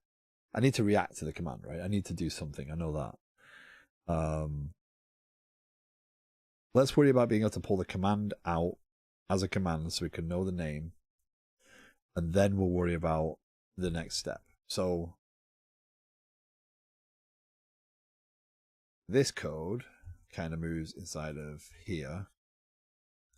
But right now that's going to be static. We can now move this inside of here, which cleans this up a little bit. Private static string. This is actually the pattern now, because now it's in the command parser. And this can take input. If it's a success, otherwise return null. Right? So we can do that. And if I was doing this for real, I definitely could be writing unit tests around this, right? Like for real. I'm trying to do as much as I can in a stream to kind of show, hey, here's my thought process, and here's what I'm doing as far as development goes. But we will need a data structure to store, but ultimately we need a key and a value, which is a dictionary, right? So we can use that. So ultimately we just need this and the data, right? The rest is just kind of helpful from a header's perspective. And that's what I'm kind of determining is how much do I need based upon what I've got in this implementation. Because don't forget, in some implementations, right, that byte count of that structure is going to matter because it's going to determine how far I read, right? We're actually delimiting on new line, so I don't see that being a major issue. Because what I can do is I can say, okay, well, var components equals input dot split on /r/n /r/n, right? That should give me header and data, right? So var header equals components 0, var data equals components 1, right? And again, build on what you know at the time, right? This may fail, right? Once we start putting use cases through it, it may fail, but we're building our knowledge and we're building what we know about the protocol.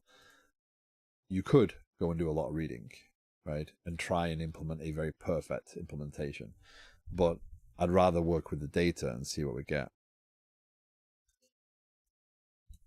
So here we're matching the header, right? If this is still true, if it matches the header, then the data matters. Otherwise, nothing matters, right? So we're matching the header. And I think I want to do dot select s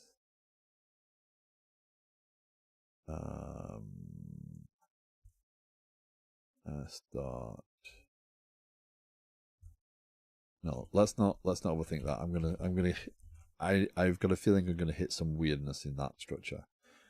But let's do this. So this gives us a command. So var command, right? So we have that. And actually let's just not mess around with that. Let's not create variables for the sake of creating variables. I mean, the entire purpose of a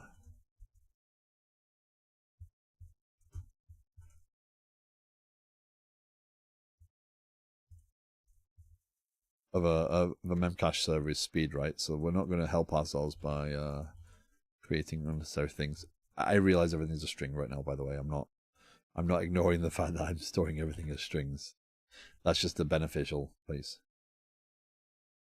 We also need to split by space after split by Rn. How so?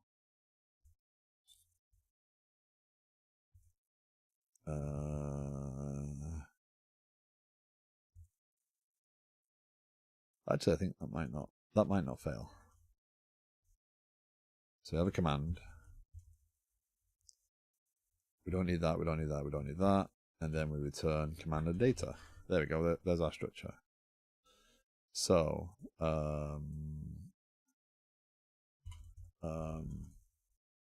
command, string data equals parsed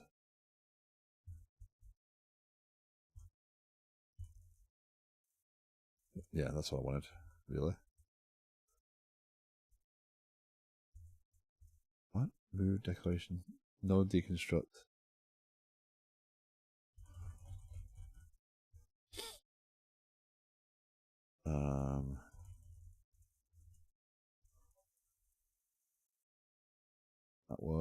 That works. So then if result is not null, then console.writeLine result.command result.value.command name, and then we need to do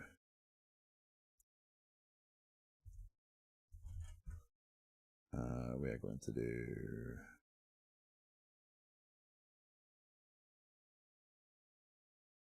did I miss do while true, public class stream extensions.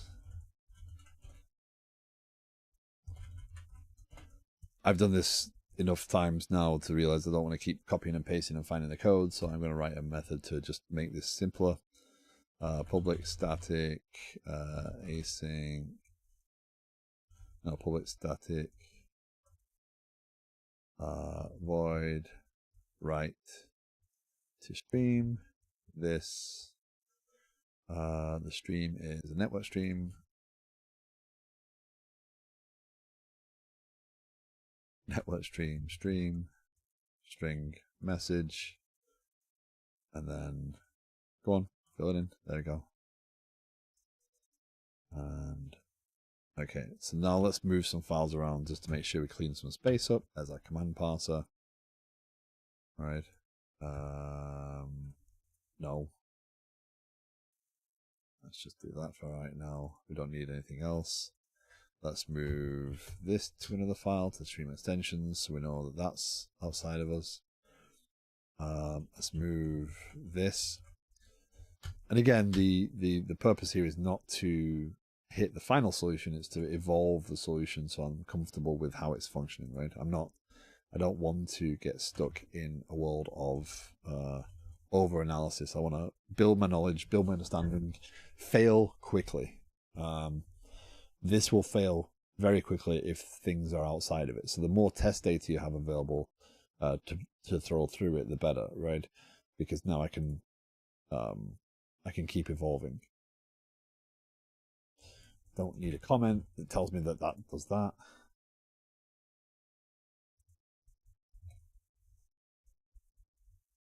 Be consistent, right? So what should happen here is I should be able to say stream dot write to stream. You send a command, and that would be result.value.command.name. And again, that structure is temporary. It's fine. But we should be able to run this now and things should still function. that's also kind of important to keep verifying. Did I break it? Right. Oh, we broke it. So our input index was outside of the bounds of the array. Input came in as empty. No. How's it going to throw an exception there if component 0 was set? Right? That's the initial message, right? That's the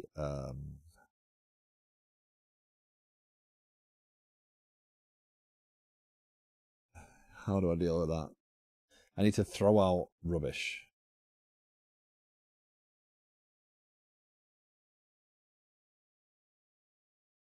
It's shaping up. Good. I mean, that's what you want to do. You want to keep, you don't want to just say, yeah, this is perfect, just because it works. But in the same, you don't want to refine a solution you don't understand too soon. Otherwise, you're going to end up with code that makes no sense. And that's, again, doing it this way does evolve your understanding, which means you can reflect on why you're using a variable, which means you can put a better variable name on it.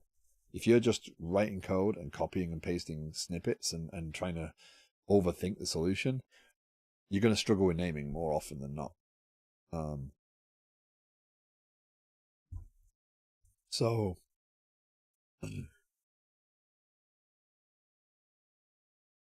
let's do a really dumb thing right now. If not string input.contains /r/n return null. We know that header garble comes in and gets passed. Let's just throw it out. If we can't split it, i.e. we can't get two components at the very minimum, we don't care. Let's try that. Okay, so we have a bit of progress. So let's go back over here. Let's take our thing. And then insert the text. This is what I wanted to see. We struggle first, then progress, then stumble, then some progress again. Yeah. You sent a command set. Okay, so what that proves is we successfully passed the command. We got this back. We got into here. We were able to get here. So on the console here, we'll see set. We have some structure. Okay, so at this point, I need to do something. So we're going to go for a while longer. We're going to go for at least another hour. So I expect us to get pretty far through. At least we'll get step 2 out of the way and we'll get into step 3 solidly.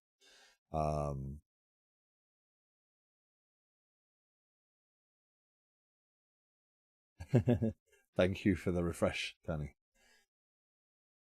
Appreciate the lurk. Now, anyone watching, again, I am more than happy to divert. I'm more than happy to discuss things. I realize that it won't always be productive, but it's this is a fun challenge so far. I'm enjoying myself here. I appreciate those watching. So right now, what we're going to do is we're going to have to figure out a structure to say, hey, this command does something, right? Or this command retrieves something. So we're going to have to create a data store. So here, we know we need to do something. Not that. Copilot, you're not ahead of me on this one. So we know we can repeatedly send in commands. We know we can pass things. We know we need to do something. So now we need some kind of behavior. What's the simplest way of doing this? Result.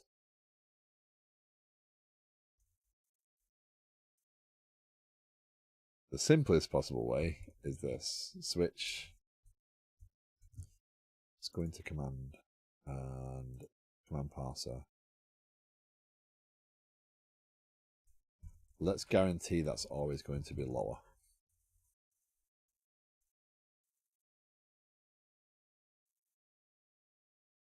right? Let's guarantee that's always going to be to lower, right?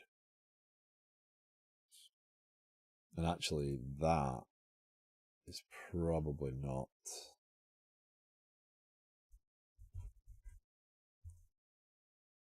Let's do equals no reply.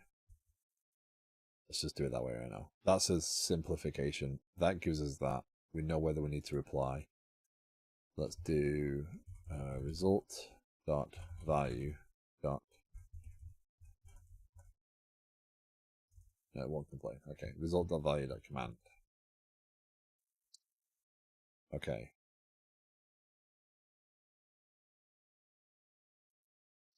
So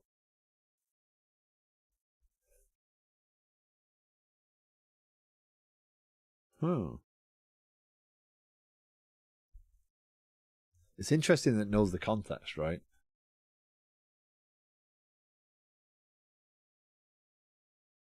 That's pretty fascinating.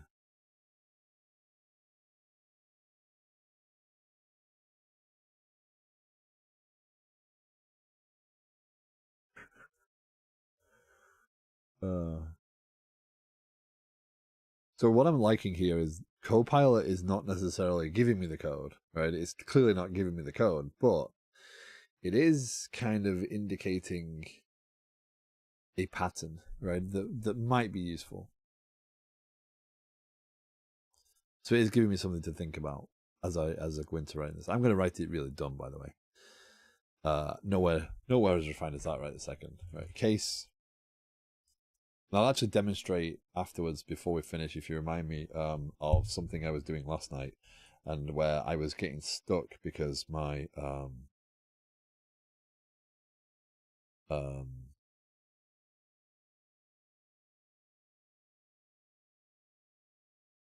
my desire to refine a solution was getting ahead of me. So I can show you where this fails for me as well. I'm just trying to make sure I have the cameras on for the dogs, because if they're chewing stuff, oh, they're being very good. They go and lie down, and it's, yeah. Probably knew it from Memcached open source GitHub. Yeah, I think that my Copilot is not set to, yeah.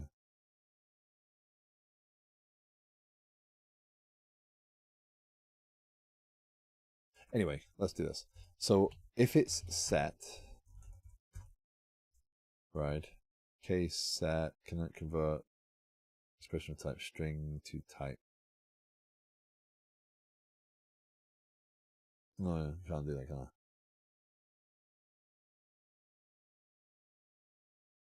Yeah, I'm not, no. If result dot value dot command equals set, that's command. Oh, I'm an idiot. That's why I'm over command name. There we go. So to me, what that just tells me is I have a problem in my design already, because I instinctively believed that command was the command, right? So my naming is going to have to change to reflect that. So when I'm saying I'm working with a command, I'm really talking about the actual command, not the parameters of the command, right? So that's kind of indicating to me that I'm going to struggle on that again. That's not going to be the last time. So it threw me off, right? And the only reason I say that is because it's worth noting that you are, as you're writing code, pay attention to how it feels, how you actually do write the code. If you're struggling, if you're struggling with questions, if you are repeating mistakes, then there's obviously an indicator the code isn't quite as well. And that's what normally ends up with comments, right? So comments often come from the fact that code doesn't make sense to you. Rather than rethinking it and rewriting it, we put the comments in to try and add sense to it. But what we should do is say, okay, how should it be? What is it actually doing, right? those pain points should be indicators to you that there's something to change here. Okay, so we clearly aren't saying stored, right? Let's create our actual memory, right? Dictionary is going to be of string, and it's going to be string right now. And this is going to be our cache. New dictionary string. And I'm deliberately keeping the types up there. That's so if cache contains key, again, going with a dumb implementation here, right? Yeah, that works. If result.value.command, if not, no reply, then we're going to do stream dot write to stream stored. Right, so that's, you should get that, right? If we set with no reply and send testing, we do nothing. So we have to support this option, right?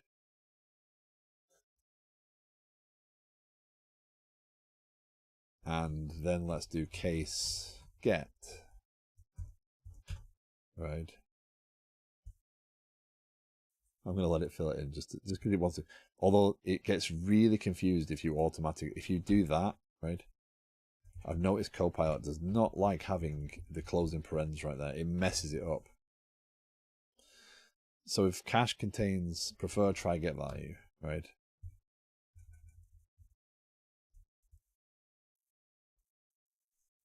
So if cache contains that, write to stream, we just write the value back out, I believe. Oh no, we do write value. That is interesting. We do write the value, space, and then the length of the value. That is impressive. And then we write end. Yeah, okay. So it is literally, yeah, it's 100% correct. So we should be able to set and get.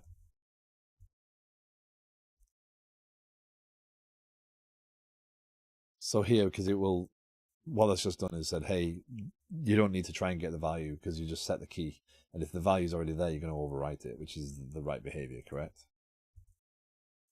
And then we write stored. Okay, so let's try and do this.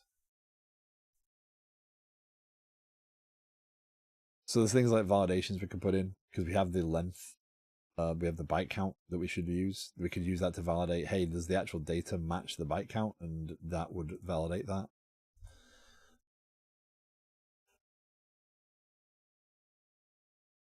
Yeah. Yeah, we'll set it. That's what it's suggesting. Let's see if it's right. Let's make these messages a little simpler for now, right? So let's do set test 0, 0. Yeah. Let's do that. And let's do 5, 6, 7, 8, 9, 5, 6, 7, 8, 9, 10, 11, 12. 12. Set test 0, 0, 4.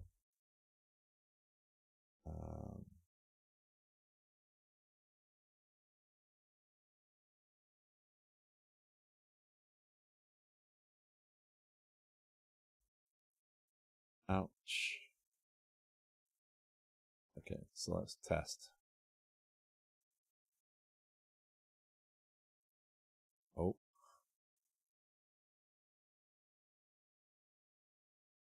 That did not work. That errored.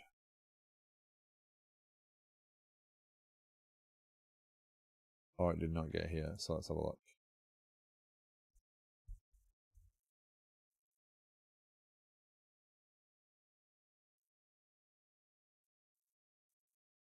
Okay, so what happened there?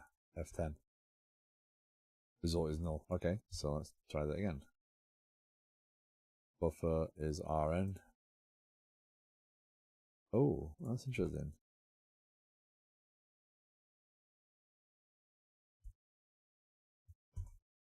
So buffer looks like that. Okay, so let's F11 in there.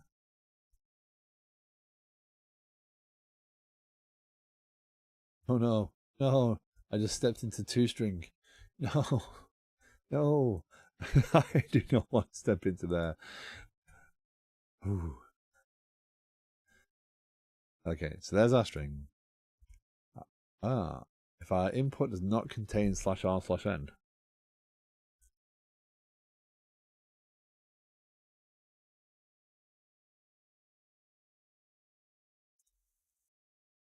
Well, we're validating.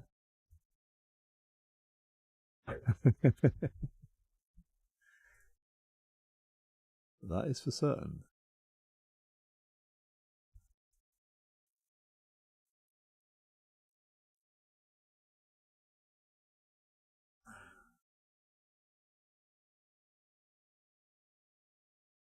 But we split on it.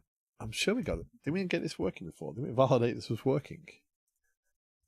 Is it just because I've pasted it in from a different editor? No, because I pasted it in from Notepad before.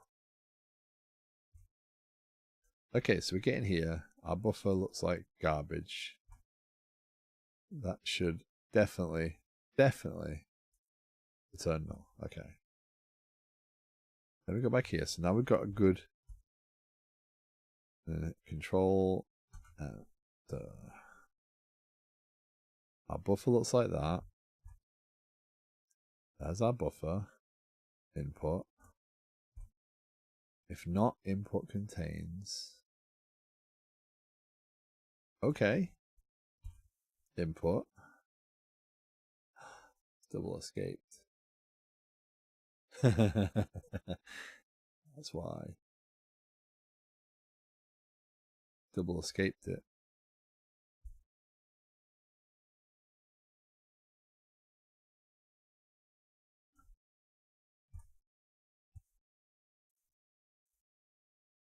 It has double escaped it. That is interesting. Again, if we'd have spent a significant amount of time figuring out how to do all these commands and stuff and written some crazy structure, this now might be a lot harder, a lot more intimidating, right? So bit by bit by bit. So what we're going to do is we're going to see if we get this breakpoint now, what does buffer look like compared to what it passes as when we two-string it, right? That's what I'm thinking instinctively right now. Okay, so we have that. So buffer looks like that.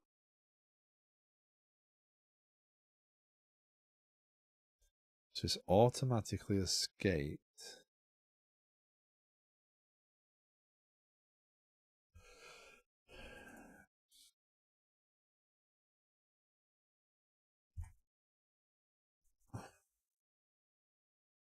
But it still contains, so environment.newline is /r/n.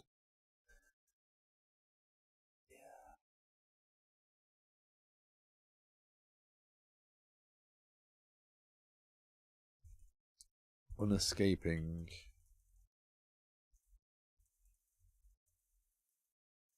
control characters in string C#. Unescape and re-escape. No.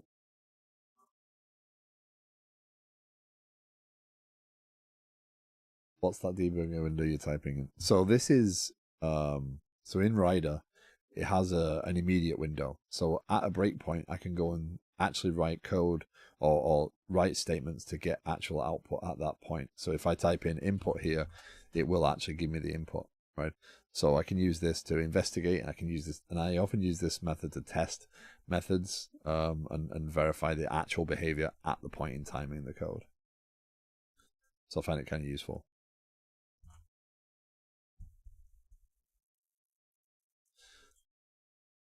No, This is not. That's from 2010 anyway. Remove escape characters from a string. Your string is invalid if it is supposed to contain an escape, then file paths have to be escaped as well. / has to be escaped to avoid interpreting the /s as special character. Dot has to be. Feel like this should be something.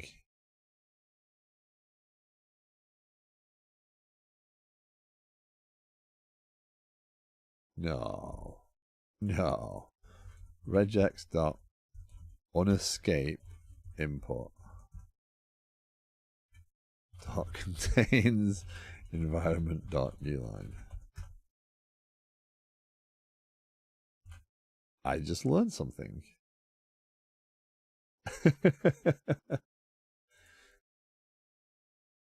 So that's actually what I want. If not, return null.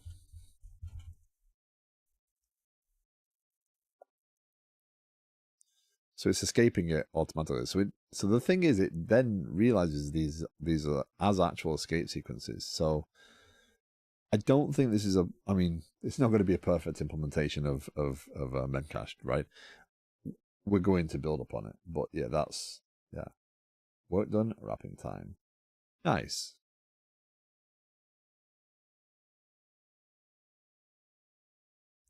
You a half day on? Oh, they kindly give you a half. Oh, not even a half day. It's like 3 p.m. your time. You've finished with work for the day.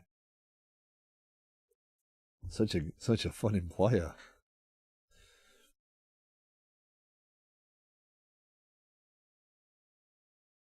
No, that's not normal there, right, Rambling Geek? I'm pretty sure my employers there observed Christmas Eve still. That's ridiculous that you had to work today.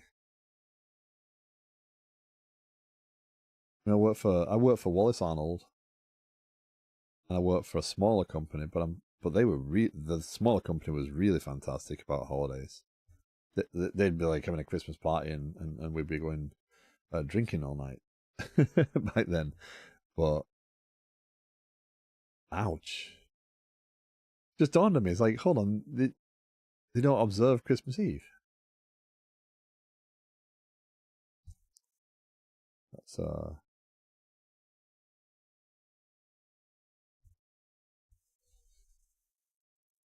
okay. So let's see if we can make some progress. Right. So now we've learned that regex.unescape exists for this exact purpose. We can insert. Yeah. I don't know. I think that's a little.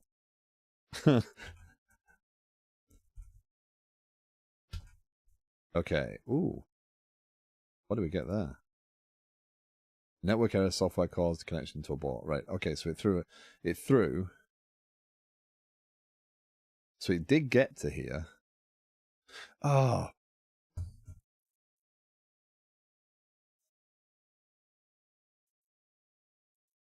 Input equals input.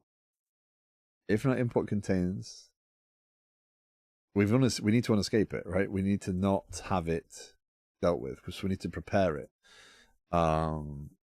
This isn't going to hurt on the bad string, right? But it is gonna still work. So we need to prepare it.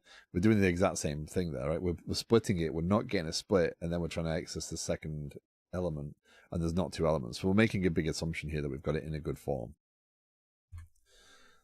And realistically, again, I'm not going to overthink that. I'm not going to try and write code around it. I'm not trying to try catches around it. I just want that to fail if it matches bad data, and it's up to me to test the protocol as best as possible, right? So I don't want to keep, oh, well, what if it does this, and what if it does this, and because you're going to write yourself into a hole, right? You want to make sure that you're only writing what you know at the time you're writing it. Okay, so we have input. Input has a string, right? We have components. There is 3 components. Set test 01, 0012, and hello world. And we don't care about the third component. We could select this and trim empty elements out the array, but it's not going to hurt us right now. Okay. So do we have a success? Yes, we do. Do we have a command? Yes, we do.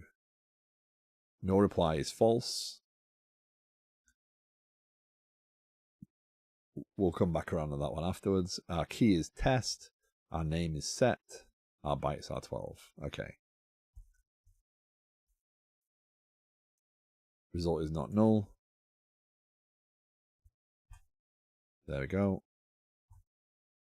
There we go. Okay, so we got stored back. So now we should be able to get test.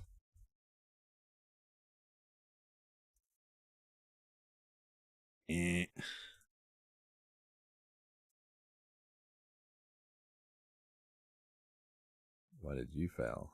You failed. I've got a feeling I know where you failed. Get test RN. Right. Although it didn't throw an exception, which it should have done, right?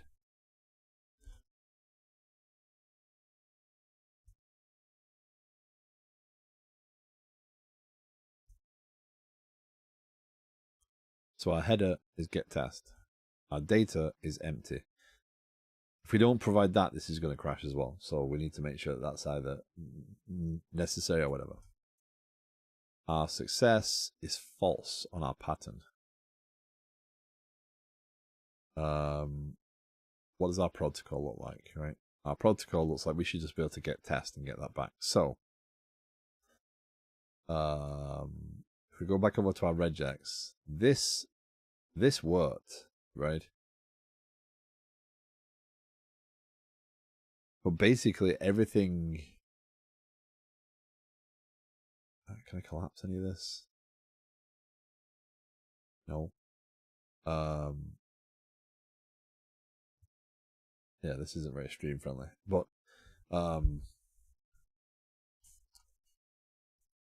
what happened there was we don't get matches, right? We get one group.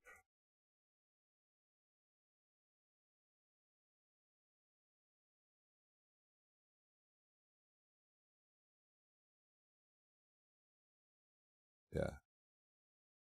Found match false. Okay, so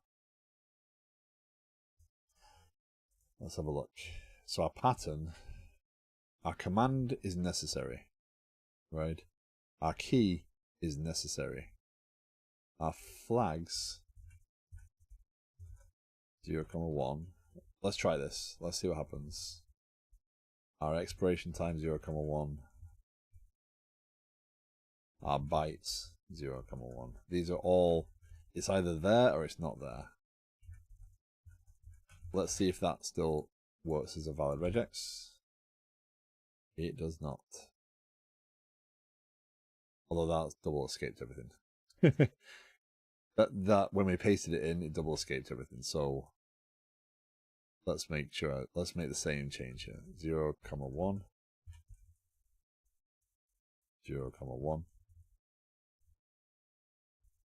0,1. Okay, so that regex generally still works. So again, we're saying that the command and the key are always have to be there. The flags may not be there, the expiration time may not be there, the bytes may not be there, right? And that space may or may not be there based upon the fact that no reply may or may not be there, and that's 0, 1, right? So, okay, let's try that one. So, yeah, test. So again, here what we're going to validate is if we set the test,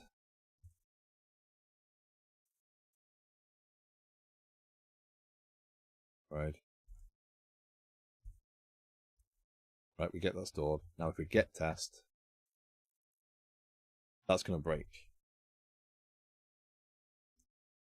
That's going to break because this is not going to work. So let's do get test /r/n. Oh, you're still breaking. Get test /r/n. So the regex is still not matching. False. So the command is necessary, the key is necessary. Flags, bytes, no reply are all 0 or 1 instances.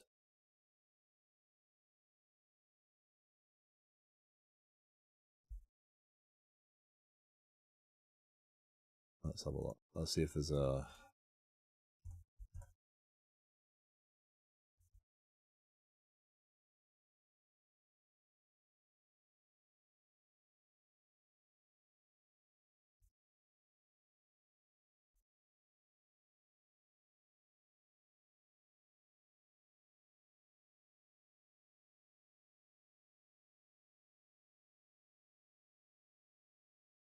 I don't need anything like that.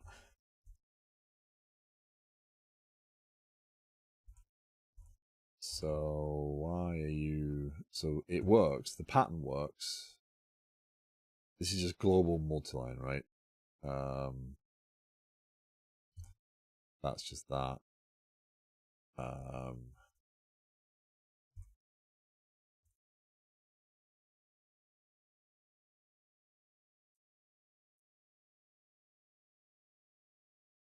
Right, that's all that's doing.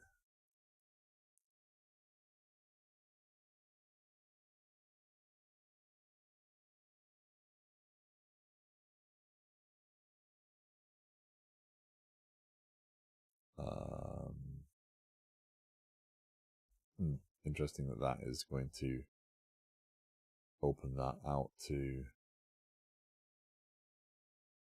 That does make that 72, 77. That does know...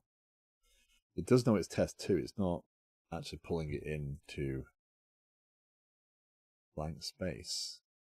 Or it suggests it is. Yeah, because it's match 3.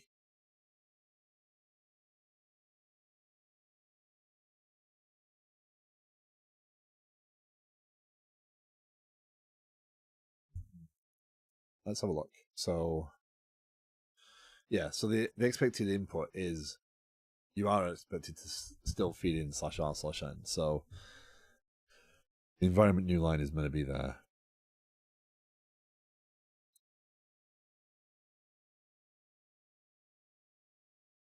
So that's okay. So we have no reply. We have matches. Why does this? So this is a difference in how regex is being passed through C# versus regex being passed in the other thing, right? So again, I'm looking to see if there's any options to say you don't have to match on everything. Regex dot match C#.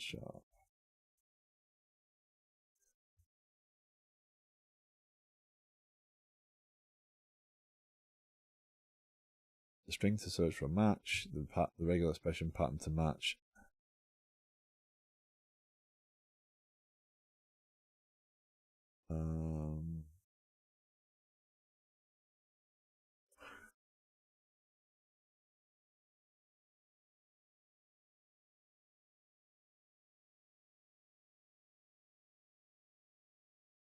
So here's where we do something like this, right?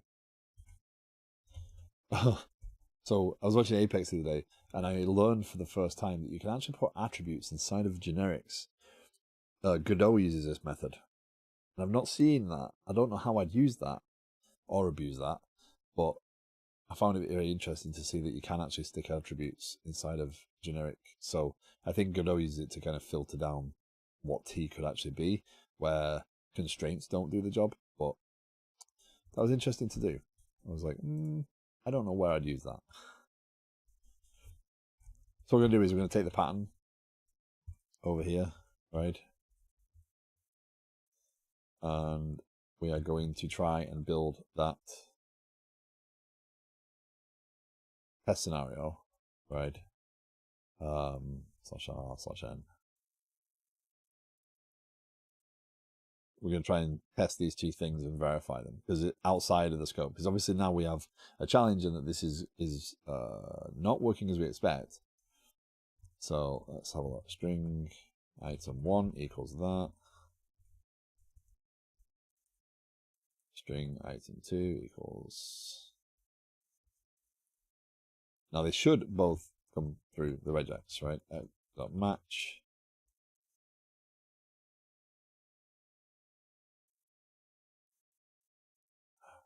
Because I've got one regex that has multiple groups, that's one. So I only want to match it on that. I don't want to get, I'm not going over the body of text, right? So again, we're going to do item 1 and then pattern,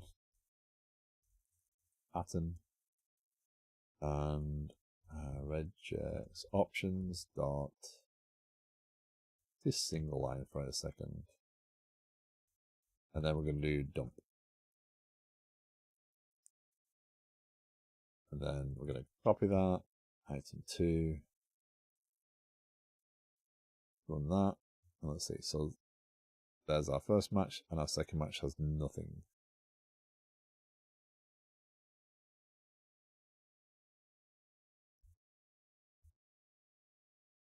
I'm sorry, I have to go now. Thanks for the broadcast. Esther, thank you very much for your support. Thank you very much for being here. I really appreciate it. I will post this to GitHub, and I will post the outcome in the stream, in the Discord, and obviously the video will be up so you'll be able to see the end of this. So thank you very much. Have a great weekend. I will not be streaming on Monday, but I will be back on Tuesday. So thank you very much. Thank you for all the support, and take care. Yeah, my wife might be upset if I stream on Monday. And our guests, they might not like it either.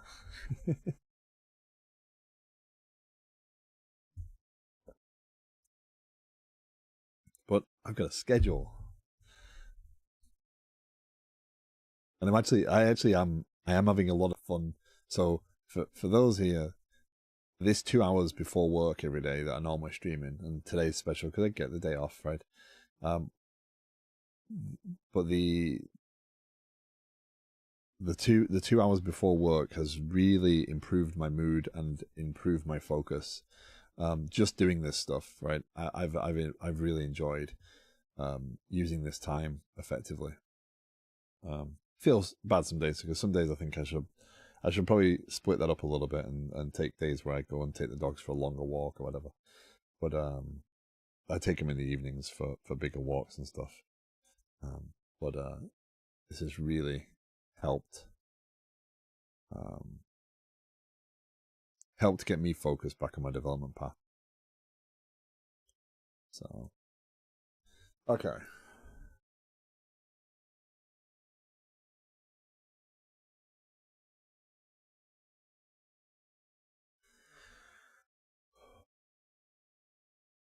I've not come across this before, so what am I doing wrong with the regex? The regex should still pull. This should match. The command should still match. The key should still match. It's because it hits this. It doesn't know that it could hit this. So realistically, what we're doing there is we're saying that this could be that, or it could be /r/n.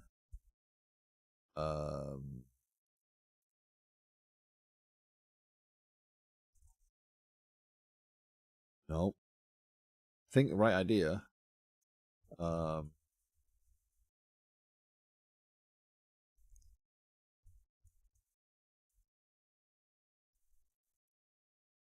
Interesting that the first one still matches. No. I still think that's right. I'm determined to know that that's right. So,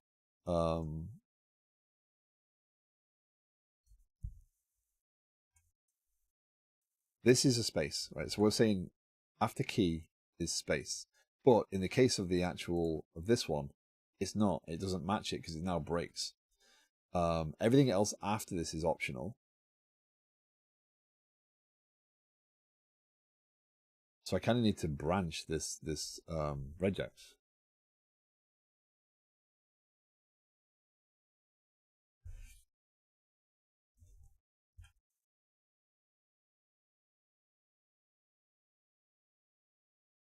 Do I do this?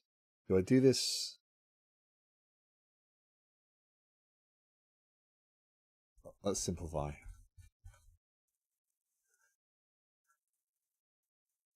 We have a command pattern, right? And the command pattern is, it begins, we have a command, it could be alphanumeric or a digit, and although there's nothing saying we can have digits in there, but we'll assume it for now, right? So we always have a command, and then we have a space, and then we have a key, right? That's an absolute in all scenarios.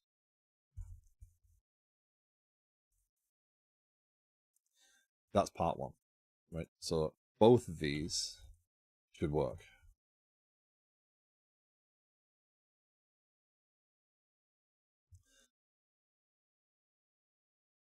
Now, if it's a command that expects more arguments, then we need the extra data. So is it the responsibility of the parser to figure that out, or is it responsibility of,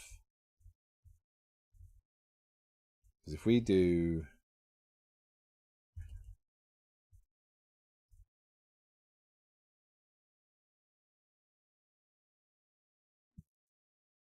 let's do this. So we have a command pattern, right? And that's kind of like,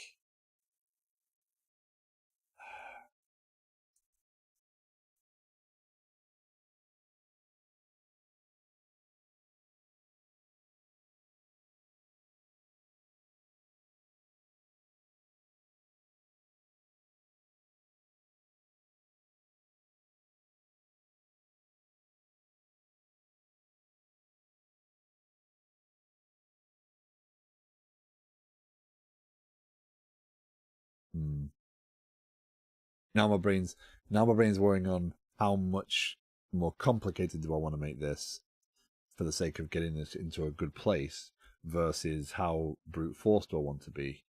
Because what's going to happen is, right, if we do this, we're going to get into this piece, right? I'm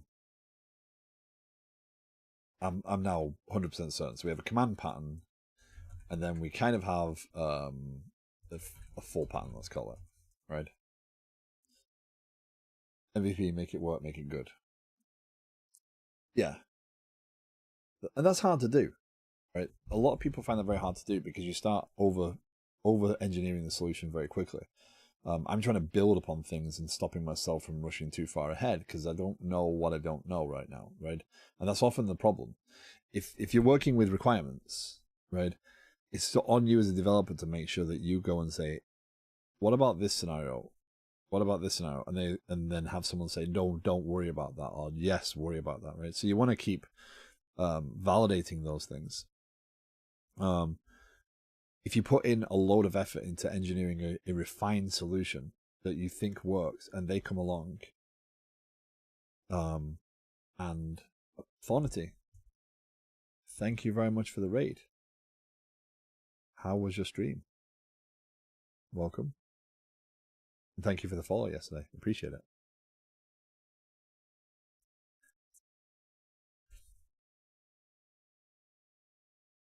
Hopefully Twitch is not pushing you behind ads in any way. Learning more about Godot on the main loop. Nice. Nice. Yeah. I have Godot installed. It is down here. I do want to play. Just finding that time to do other things as well. So, welcome. Today we're taking up a coding challenge. I am writing a Memcached server, essentially. Not making stunning progress, but making progress. We're still kind of on step 2, but refining the solution as we go. Kind of just going over the potential commands coming in and what could go wrong. And as you joined, I was saying how, getting something working and understanding what it's doing is more important than having a fine, nice, clean, well thought out solution to start with, because you're not going to have all the answers up front. So what I'm doing is trying to decide how much I put into this piece. So right now, if command, if matches dot group groups command, this'll work, by the way. Value equals set, right? So we know that a set comes in with data, right? Then var full matches is our full pattern, right? And if full matches dot success, joining Twitch from YouTube. Stuff. Hi, Srav. Thank you very much.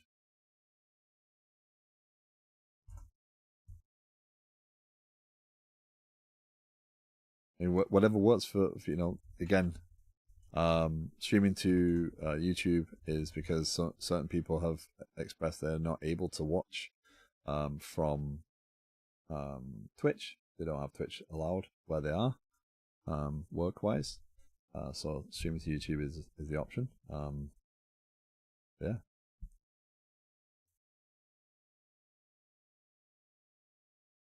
So let's go here. But if no matches at all, no, we're not going to do that right this second. So I'm going to brute force this a little bit, and then we'll look at the more refined solution briefly.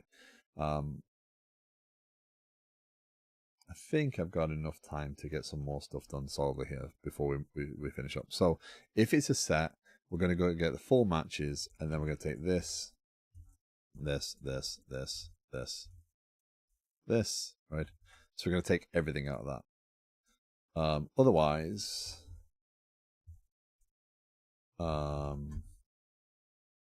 actually, let's just do that there. Otherwise, we are going to return a var command equals new command. Let's see how this handles this. We still want these two pieces, right?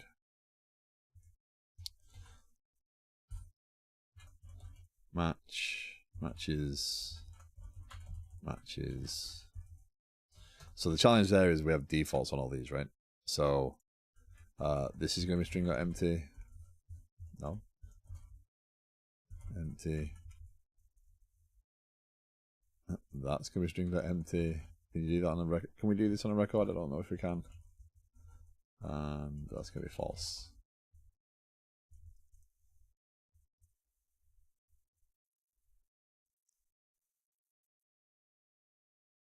Default parameter value for flags must be a compile time constant. Oh, yeah, that's why. I wish they allowed that. Because it says it evaluates the same thing underneath.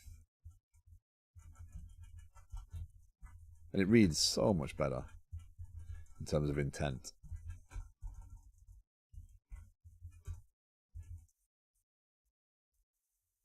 Okay, so there's our command. So now we can do wait, where are you going? Things were not going well there. So now we can do that, and we can do return command, comma, null. Right. And actually that can be nullable. Right, because we don't have any data here, we're just asking for something, right? So our command parser has an error where? Oh, return null. Right, so again, if it's not set and it doesn't work here, then return null. Again, not the final solution, a step along the way. So, as always, I'll repeat it because the viewers have stayed pretty high, so I do appreciate people hanging out. Whether you're lurking, whether you're working, and just I'm background noise, I really do appreciate the views. But if you do have any questions, if you do think that I'm doing things wrong, if you would approach a challenge differently, please let me know. I don't mind learning from others as well. So this is not about, hey, look, here's the right way. Here's my way. So, and right now what I'm trying to do is understand these scenarios and build these commands out. So with that said, this should run. So we now know the difference between a full and a partial command, right? We can restart there. So if we go here and insert our test, we should still get back stored. But now if we paste this, there you go. We got value test 12. So we got the number of bytes back. And there's our hello world and then the end. So we now have a cache, right? We are able to communicate with it. We're able to cache it. Awesome. Let's do this. Before I proceed any further, let's do this.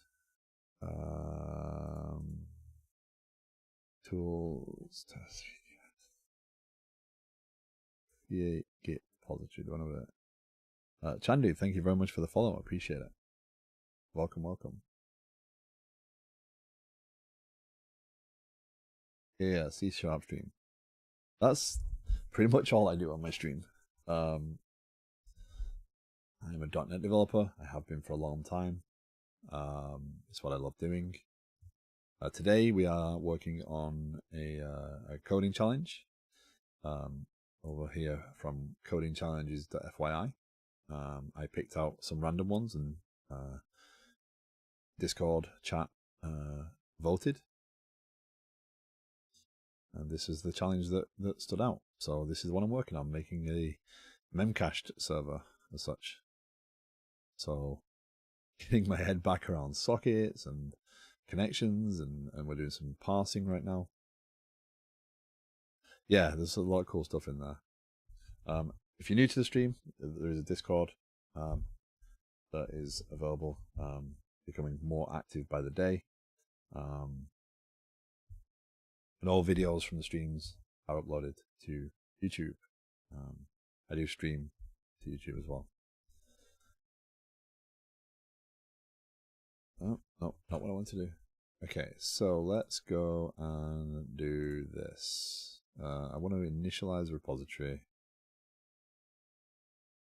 I'm going to make sure that create git repository. I'm going to make sure that it's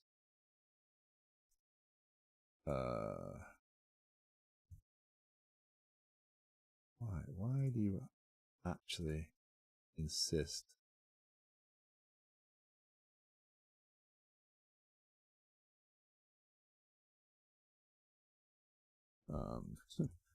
Initial commit, no. We need a git ignore.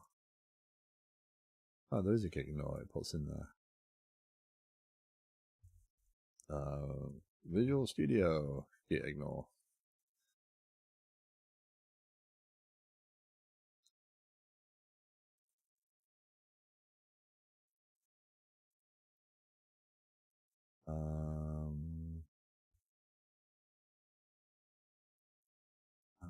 /idea. I don't like committing the idea thing.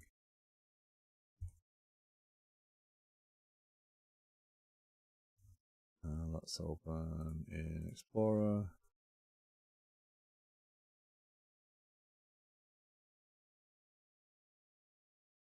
New text document .git ignore.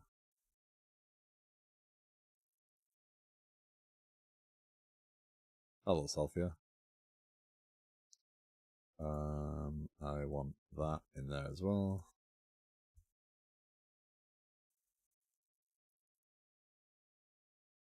That cuts that down. Okay. That looks a little healthier as far as a git commit goes. Initial commit. Commit. Now let's see if I can do this. Add.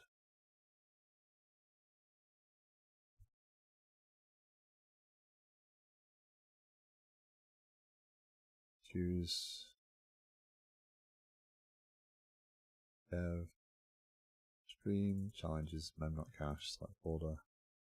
Yeah, would you like to add this repository?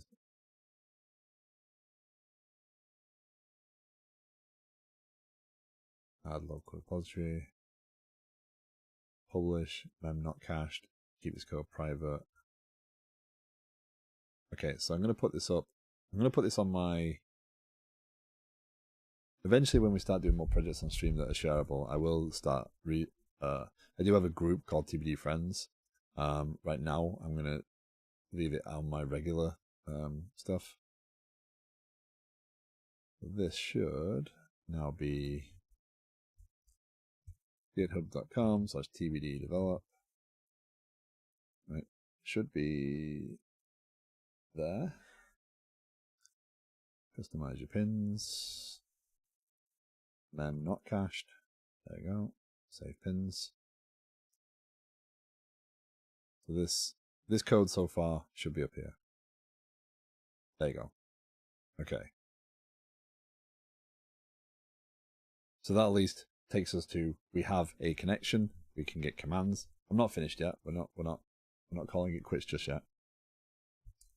But that is where we are. So as promised, sharing what I've done. So now we have a kind of messy command structure. We have the ability to, do we have what we are expected to do, right? We're expected to be able to set and get. If we put no reply when we set, we should not get a confirmation. So let's verify that works. So if we do no reply, test 2. So we should be able to run this.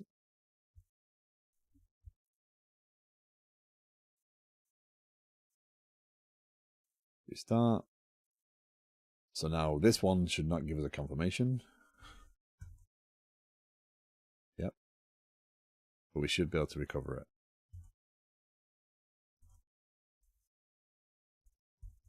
What do you...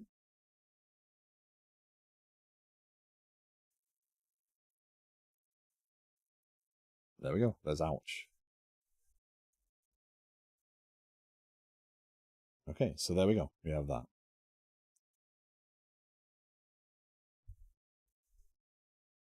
So again, I'm not going to...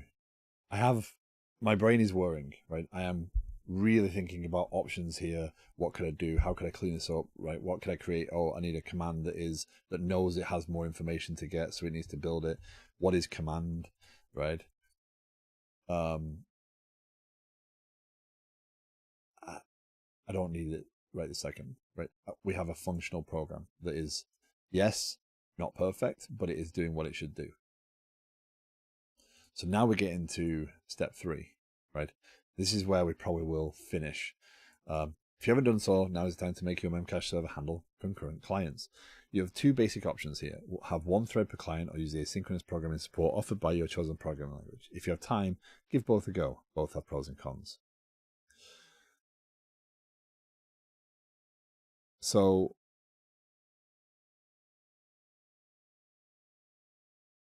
this is awaiting. But this is blocking, right? It's stopping there and waiting, right, for the connection. Then we get a client. Now what do we do, right?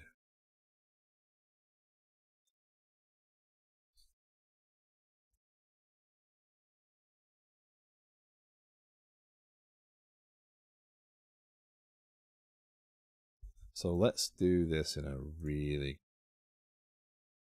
clunky way to start with, right?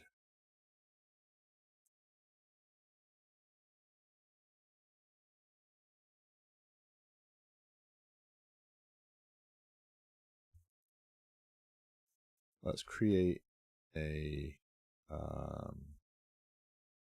not cached client. And this is going to be TCP client. Right?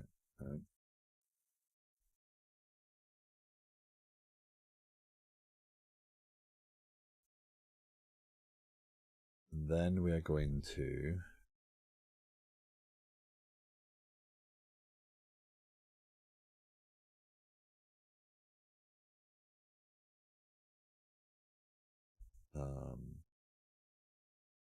on here, we're going to have a public task, listen for messages. Going to give it cancellation support, but we don't have cancellation support. We're then going to take everything in here, right? Oh, even that. Yeah, even that. And we're going to put it in there, right?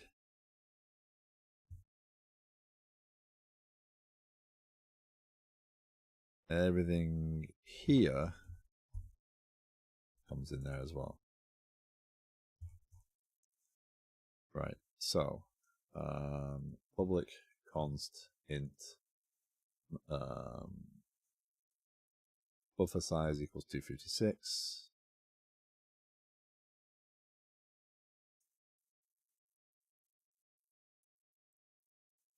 Buffer size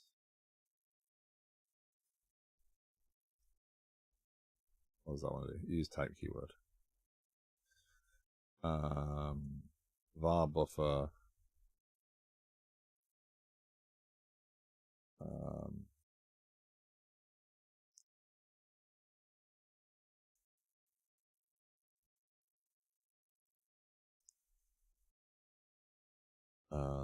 so that can be private right this second. Just need to make sure that we're doing that. So we have a TCP client, and we're going to do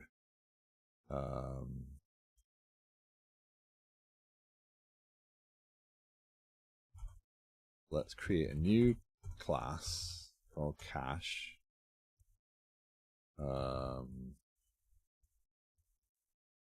It's going to have a private current dictionary of string data, and it's going to say public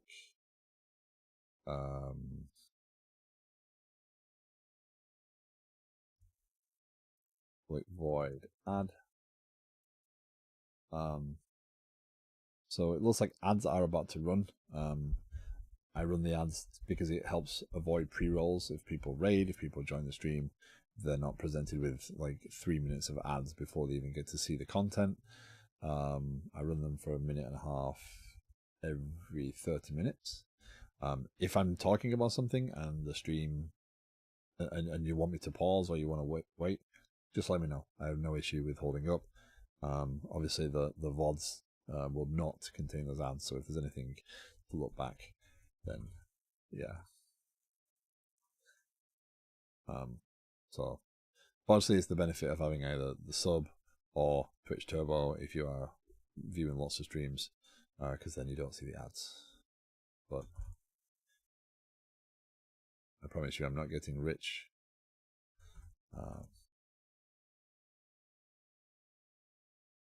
But it is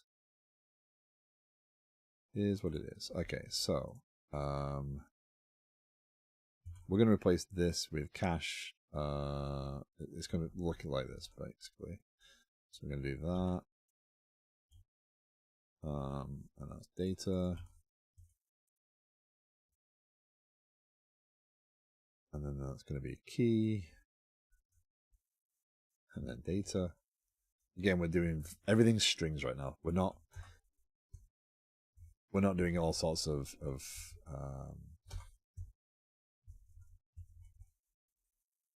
crazy stuff. We're not maintaining these between sessions. It is what it is. Data equals new concurrent dictionary.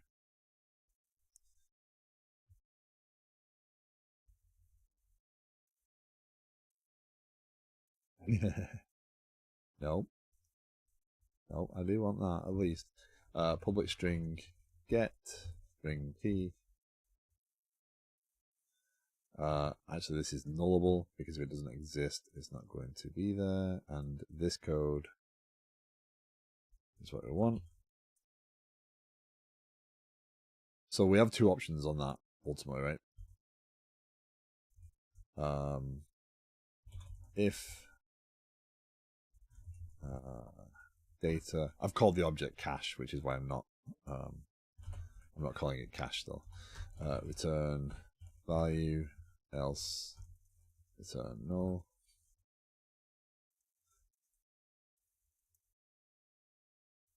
Get value on default. That works. Concurrent dictionary. So now we inject our cache into this. So cache is cache. This will allow us to share the cache, right? And then it's just basically cache.add result.value.command.key, and then result dot, and then data. Right, data is result value.data.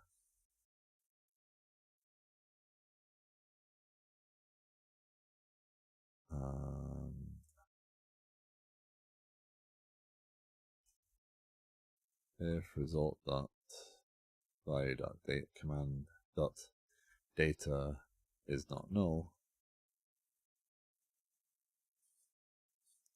if you passed up null data, we don't want it, right? So again, I'm just trying to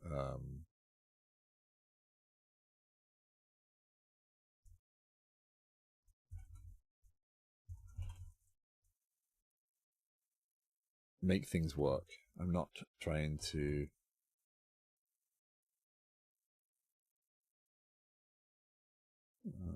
if value is not null, there you go. Not cache client. Now, where are you failing?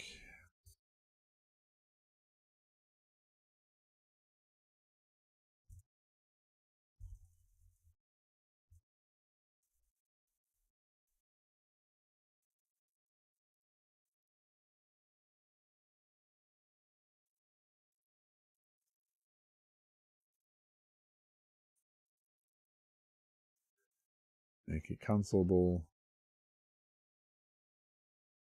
I'm not sure where my cancellation signal will come from right now. Obviously, I'd have to put in more wrappers around the whole listen, etc. So now with that there, our server starts to look a little empty, right? Var cache equals new cache, right? So we're going to store that. And then if we get a client, we're going to do var client handler with not cache client. Now, this might be very rough. Basically, what I want to do is I don't want to await. Well, for right now, I do want to do that, right? I want to prove that I have not broken the application.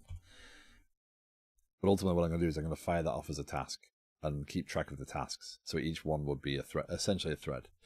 And that way I can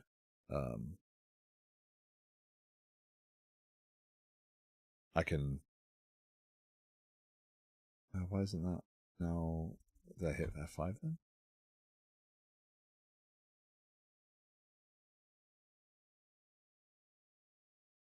Okay, it is working. Okay, so I shouldn't actually have broken anything here. Okay, I got stored back. That's a good sign. I've just neatened it up. There you go. That's our value. Okay, so I didn't break anything, but I didn't really change very much, right? I haven't made it really multi-threaded. This listen for messages returns a task, right? Var task pool equals new list task.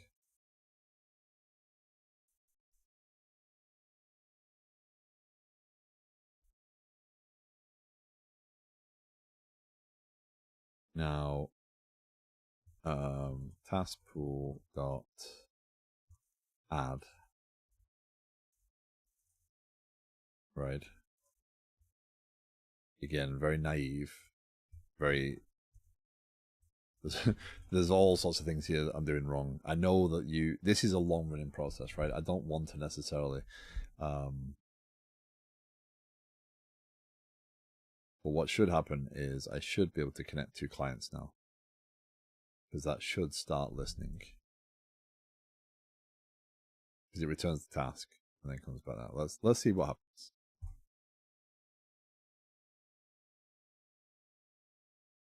Okay, so things are running. I cannot connect. It aborts straight away. And it aborts because that does not start. What I can do, async, await, task.run, right? And I can say this is that takes no, not what I want. Task.factory.start new.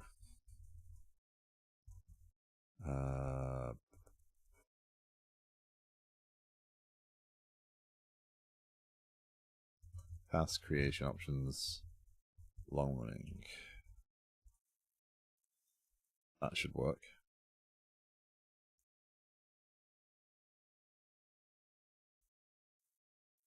Oh, you do not connect. Why do you not connect?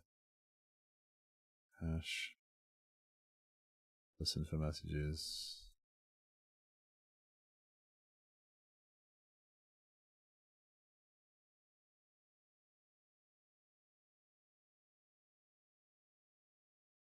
Oh, because it disposes the client.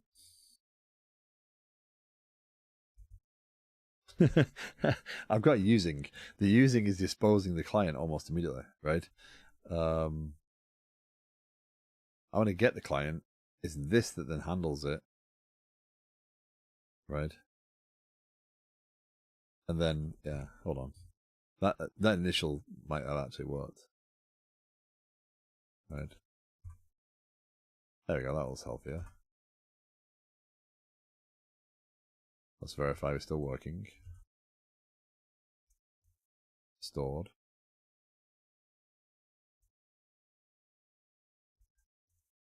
And we can get it back. Okay, so we are working. Let's now try. So I think I edited this to work, right? So this should be on 112. So this one should connect as well. And I should be able to get our test. There we go. So we have multiple clients connected now. So we can get and read from our cache. We can write to our cache and read to our cache. How will someone write unit tests to this? Okay, so you have to pick what you can unit test, right? So from a unit testing perspective, the command parser could be unit tested, right? So I can give it input strings. New project, class library, server.tests, memcache tests.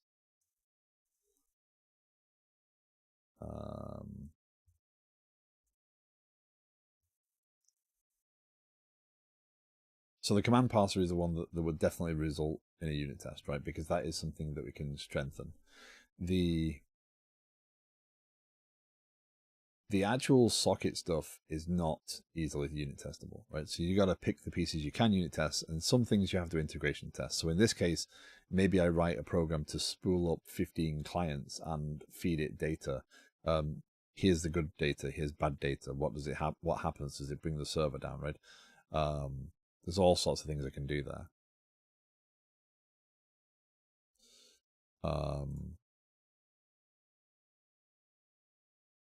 But again, this is a very naive implementation, right? This is a, hey, I'm doing it in a couple of hour stream.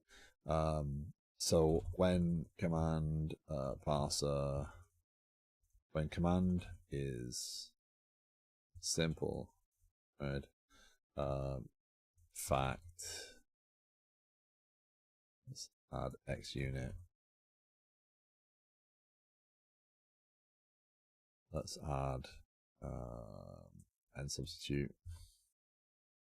I don't think I need a substitute, but just fact. Global usings. Global using X unit. Right. When command is simple, key is command name. Command name is set. Fact key is set. Right. So I want to, my subject or my system under test here is my command parser, right? So private command parser subject equals null, and then we can add our reference. I have, my testing style is a little bit different, so forgive my way. I prefer to have the actual cert be the focus of a test. This is after many years of trying to write unit tests. So my range here is going to be subject equals new command. Well, actually, subject is not command parser. I don't have an arrange. Yeah, I have private string, private const string, simple command equals get key one, right? Where private const string command equals get private const string key equals key one. I don't think I can do that there, can I? Command key. So here I don't actually have can't do that. So my system under test is still valid, but private command result, right? So I have no arrange in this instance. I only have act, and result is command parser simple, and that is not, that is a comma string result.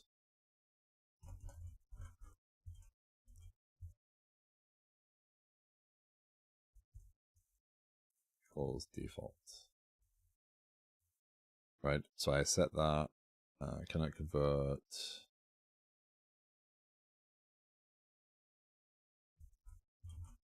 Yeah, that should work.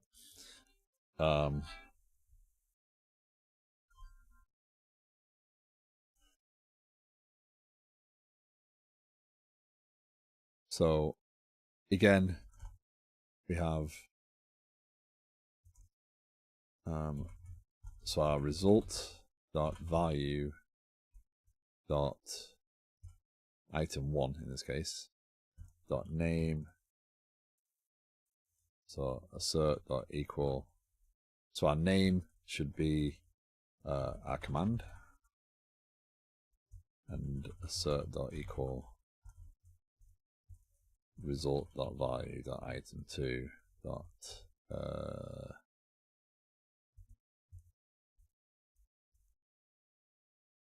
no, item one dot key should equal our key.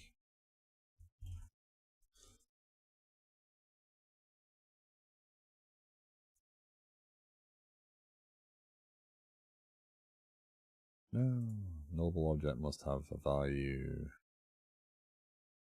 Arrange act, simple command.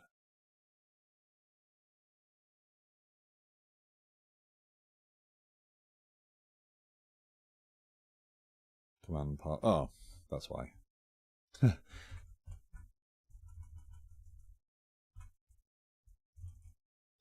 that. There you go. Okay. So in this instance, I would validate. So again, I'm very simple, right? I'm going to write the command parser. That's going to be the biggest problem, right? And this will continue to be a problem and evolve. The actual connections to the sockets, you're not going to be able to unit test them. Exactly. You're going to have to integration test them.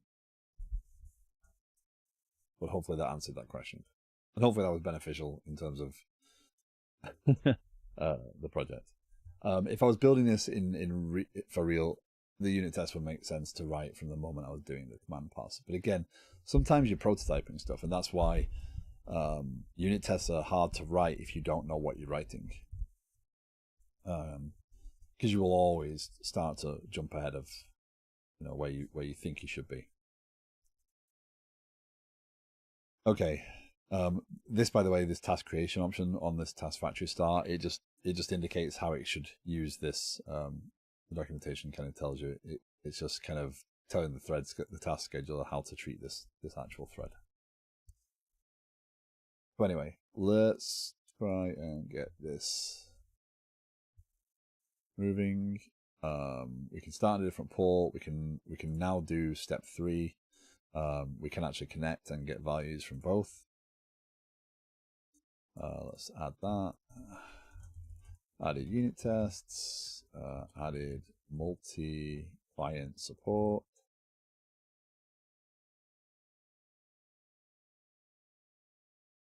Okay. Rename that. Rename to main. Push.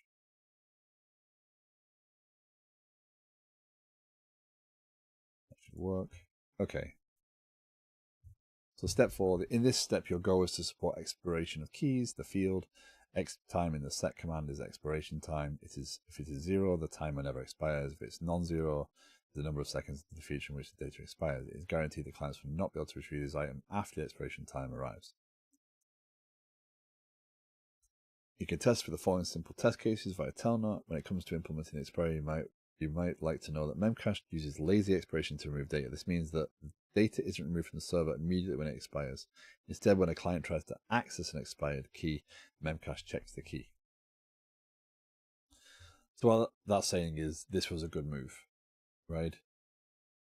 That's saying that basically only here do I actually have to check to see if it's expired. So I do need a better data structure for the actual data. But yeah. So let's create a data structure that supports that. And here I'm kind of picking my battles. I'm kind of picking let's proceed forward rather than refine, right? There's obviously the get and set stuff is going to matter. The delete command. These things are going to need to there's things I need to do to tidy them up, right? And kind of Sarav, going back to what you kind of said before with the I command sort of thing, there's clearly a command structure there that would benefit from saying, hey, this type of command has more arguments. Build the actual command rather than just a bunch of strings. I now need an integer for the expiration, right? So there's different things here that I need to look at. So again, anyone watching, I appreciate you being here. I appreciate you hanging out. If you have any questions, thoughts, opinions on anything you're seeing on the stream, let me know. I like to make this stream interactive where possible. There is Discord if you would like to join, and anything I do after the stream I kind of share. Day to day, most streams are 719 Eastern. I am in the US, even if I don't sound like it. And I normally stream working on a platform I am building for agile project management, so kind of a Jira style application. So working with different technologies there. But this challenge was proposed. Hey, could we do a stream where we just dedicate it to a challenge? And I kind of like the idea, so I put a vote in the Discord. This one was the one that came out on top. I think I will put future ones behind kind of channel point rewards or something like that. Especially now, Sarah, being that you've joined on Twitch. That makes that a little bit more feasible if you ever want to do this thing again. But yeah, so let's try and focus on getting this expiration thing done, and I think that might be where we kind of finish up for today. I have some cooking and cleaning to prepare for the weekend. So let's have a look at. We need a data structure. cache value, we'll call it for a second, right? That's the want of a better word. So now we have a little bit more of a challenge. When we're adding it, we kind of need to know the expiration. We still need a concurrent dictionary. The key still matters. We need public string. What do I care? String data, time span,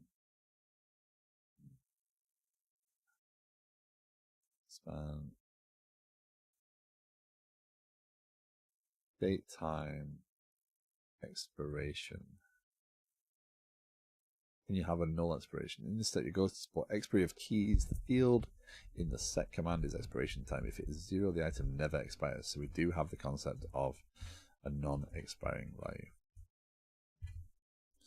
So again, we're going to leave it down to the cache to offset that, right?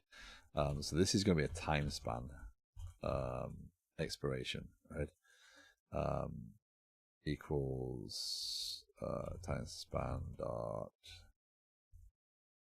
equals.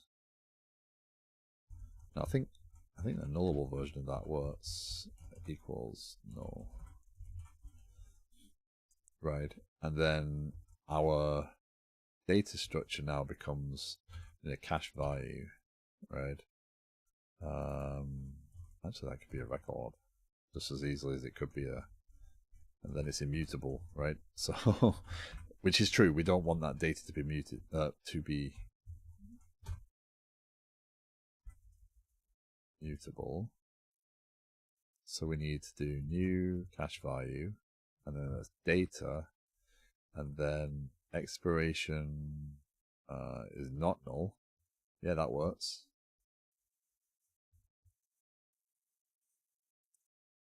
Right.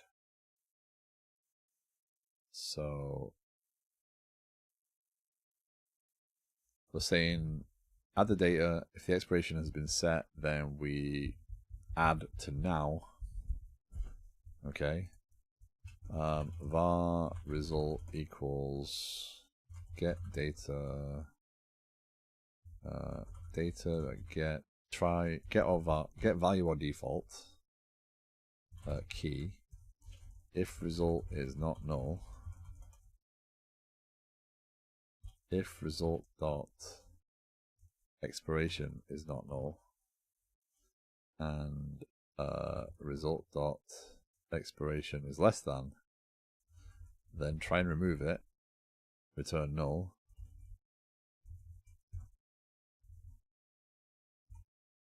No, I didn't do that. Else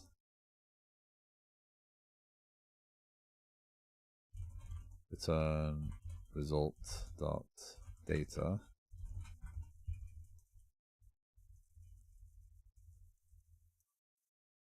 Result expiration is null, or this is why curly braces matter. So one thing, I don't know if people have paid any attention to my coding style, I do like space between code. Do not bunch your code up. Do not remove curly braces, right? Make it readable. Make it at a glance simple, right? Where possible. And if something doesn't read quite right, don't be afraid to change it. So if the expiration is null, or it's not before now, then let's send back the data. Otherwise, we're going to remove it and return null. Otherwise, return null. So, otherwise, return null, right? So if it's null, return null, right?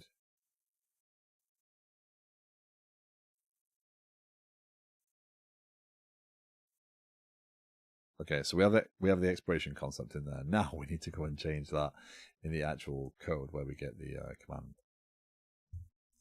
So we need to change. So what we're going to do is we're going to change the command to be int, and this is default 0, expiration time.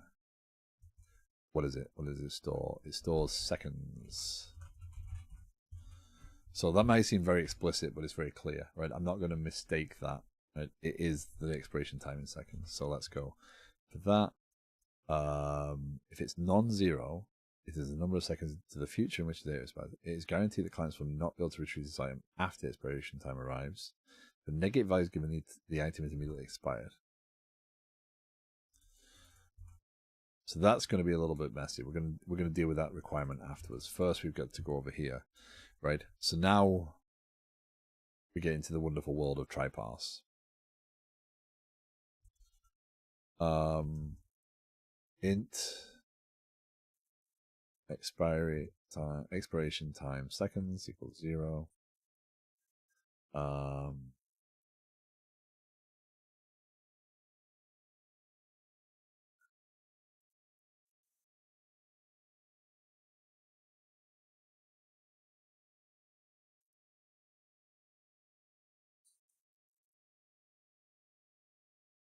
So there's all sorts of weird things we could do here, right? There's problems with the way this could work, right? But it's fine. So what we want, command, if it is 0, the item never expires. Okay, so the default is 0. That's what we care about. So the default, it doesn't matter if this is null. We don't want nullable there. We basically want that, right? This starts to get into the realm of, okay, well, now we kind of, we're kind of merging the rules of what a command is with what the actual parser is responsible for. The parser is responsible for parsing the command parameters out. The command now needs to understand how to use that data, so we need to build the command from that. So the rules are kind of getting blurred here. So this would be the next piece of let's refactor. However, let's kind of proceed and see if we can't finish this up.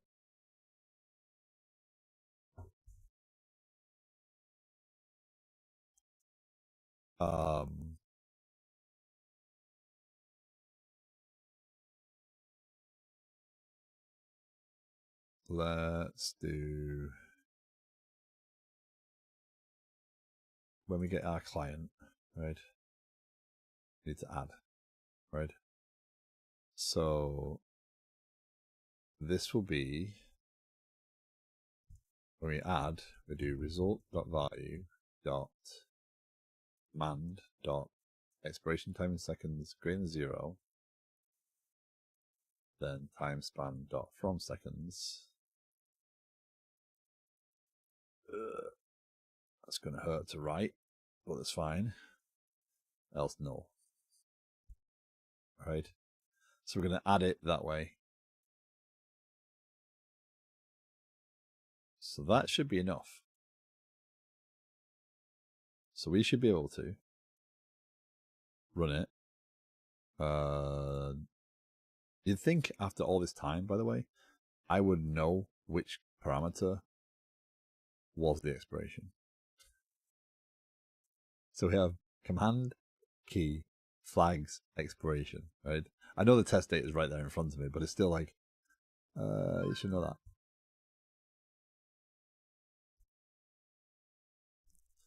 that. So now, what that's saying is that's the expiration of 1 second, right?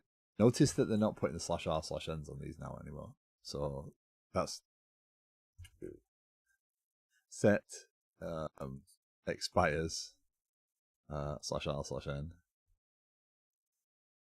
So actually, let's say it expires in 5 seconds, of 5 seconds, because then we might have a chance of capturing it. Okay, so we're running. We get it back. We can get expires. Ooh, no, we can't.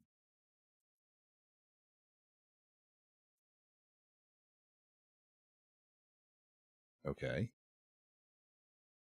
So let's do set expires 0, 25, 4, RN. Then what we're going to do is we're going to put a get in here.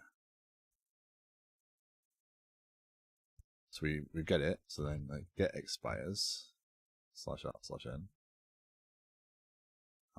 Key is there, F11.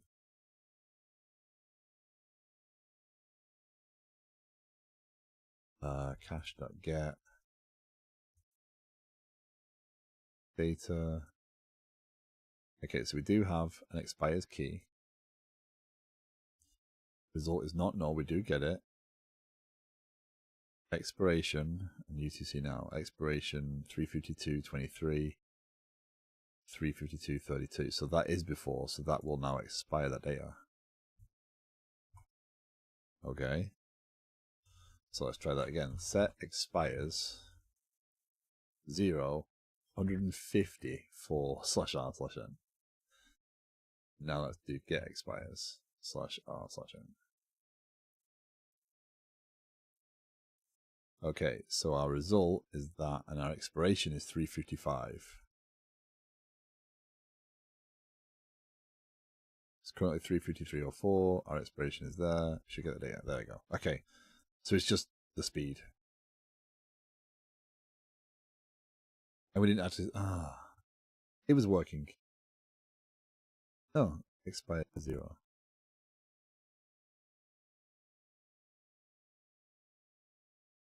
Huh?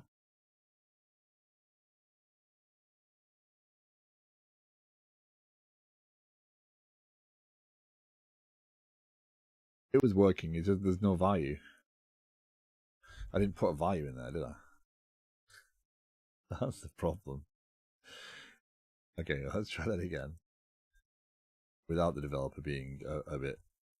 Expires 0, 5 seconds, 4RN. Hello. I know that's not 4. It doesn't matter. I'm just trying to make sure it's a different value. Get expires. Get expires RN.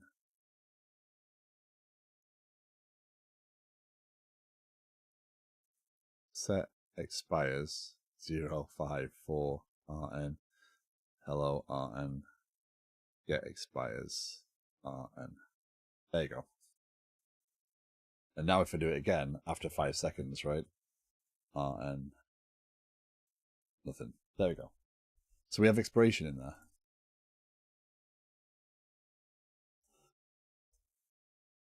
So next logical steps.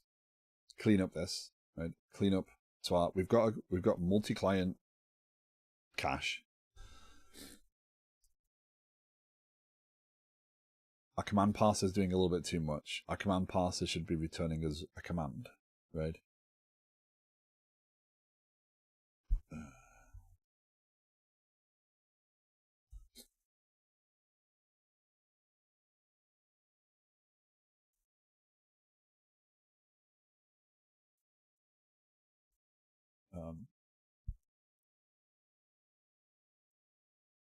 Gonna wait for that ad to come out. So anyone's still seeing me, I do apologize, but I am gonna wait for that ad to come out. Obviously having the follow and I want to kind of summarize, and I don't want to do it while an ad's running. Good. I don't know what Twitch rules. So right now Twitch is telling me that an ad break ends in 20 seconds. So I don't know who gets them. I don't know when they get them. Twitch is going to put them in no matter what. So I kind of say I'll run a minute and a half of ads every 30 minutes, and that will prevent pre-rolls so people don't get ads straight away when they join the stream. There's a fine balance, right? And if I say, hey, I don't want ads, Twitch is going to put them in regardless, and everyone gets 3 minutes of pre-rolls or whatever. So if a raid starts, you don't get to see the content until 3 minutes in. So there's that awkward pause of any streamer taking a raid that ends up with that. So, oh, just realized I just put that on there.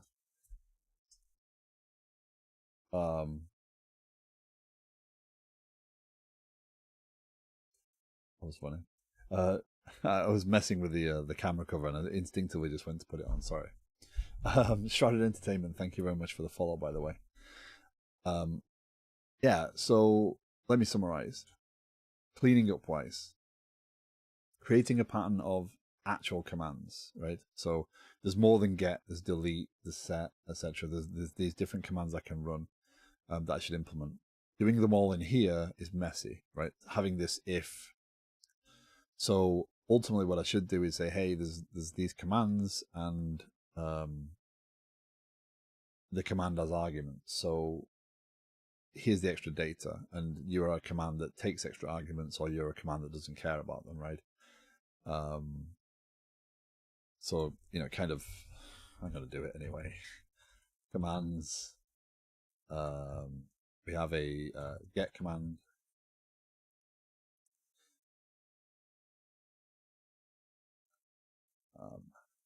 Set command, right? A delete command, right? Realistically, only this set command has extra arguments, right? So the command parser part, this part, right, could, in theory, live inside of that. Multiple ways I could do this. I could say, hey, there's infrastructure, and this is kind of how I do it with my bot. So again, you're more than welcome to go to the GitHub repo and look at the bot code. I could create a command attribute, and this is an attribute that takes a string name, private string, right? So name equals name. I could do something like that, and I could say, okay, this is going to be command set, command get, command delete, and I could enumerate these. So the command parser only deals with that part, right? So the full pattern. So this is an arguments based command. I'll say that. Abstract ctor string command. I'm using the word command so liberally here. It would confuse anybody working with it. So it would be clever of me. Oh, not clever as is. It would be better of me to go back through and review this after the fact. So basically, what I'm saying is I could move some of this behavior because the command parser part out of that. So this part here, right, doesn't belong in there now. It belongs in here, right? Because it is kind of that behavior, right? We have a base command maybe, and these parameters. So again, this word command starts to mean less, unless the more I keep overusing the word. We can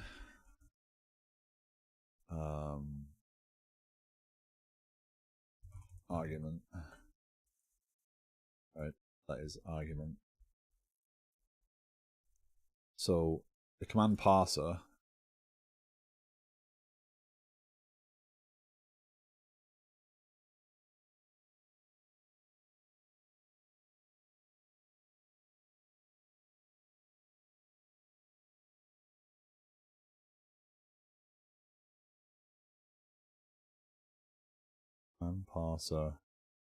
is going to split out the command and the key. Even that doesn't really, it's just the command that it actually wants, really, right? Does it match a command pattern is realistically all we care about. And if it does, distribute it to the command and return that back, and then the command does everything else it needs to do, right? So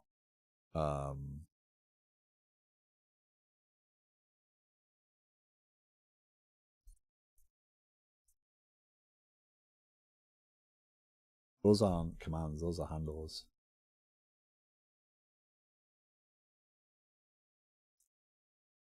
right? Again, I'm kind of sharing my thoughts as I'm going through this, right? That's kind of the purpose of what the stream was meant to be. Sorry, I'm waving my hands in front of the camera, not realizing the camera is right there. So what I'm saying is, if there's no matches on this header, right? So there's no command key, then we don't care about anything because every single thing that comes in is going to have a command and key, right? We then just need to say, okay, well, based upon, so available commands, and this would be cached, this wouldn't actually be done. So type of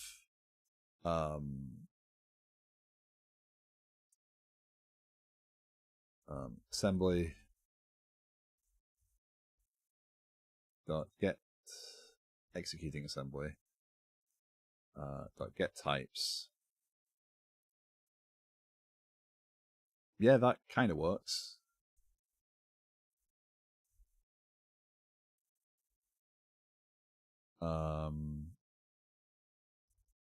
It's not quite that, but so we get the available commands, and then we basically say available commands dot handle available commands matches dot groups command dot value dot handle, and we pass in the data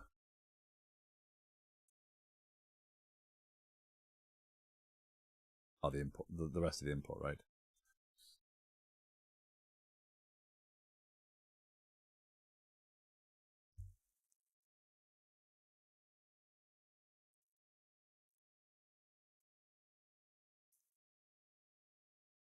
Because those are then handlers, right?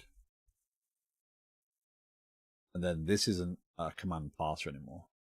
This is kind of an event router or an event distributor or whatever it's called. But then what happens is the non-cache client doesn't have any of this code, right? Because all this stuff now goes into the specific things. And we start to make the code cleaner. We start to make the code more readable. We rethink who owns what, right? Because again, in the get command, this isn't, this is handlers. Let's call this the get command handler. Terrible name.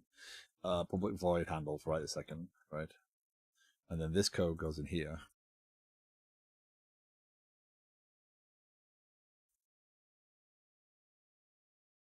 And the set command, public void handle, this code goes in here. It kind of is CQRS to some extent. Because I'm saying, hey, I have a command, go handle this command. So it's not actually dissimilar to CQRS. What I'm trying to think of on the fly is there's things like this, right, where I need to do certain things to the stream, or do I? Is there something else that needs to be done, right? So maybe this is maybe this code looks like, maybe this cache not client says, hey, var still get the command.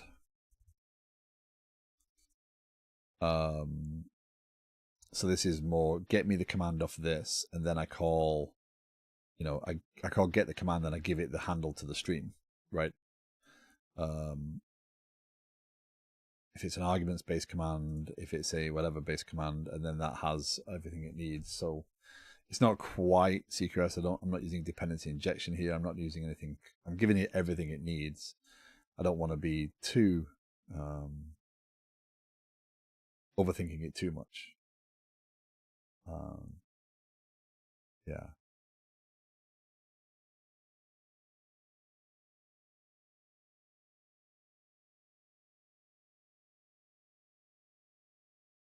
But that would let's say what I'm trying to think through is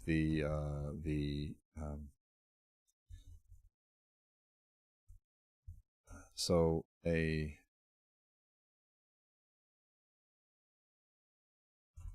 command handler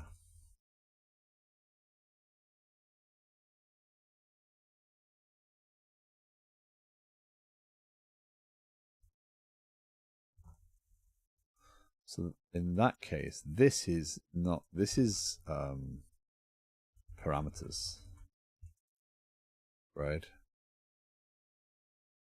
Move that up there,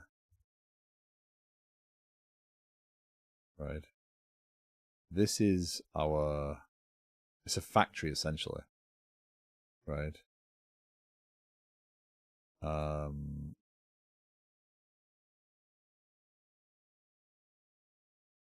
We have a base command handler. That's abstract.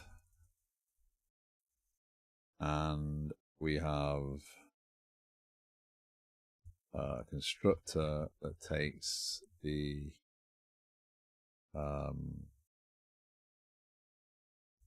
input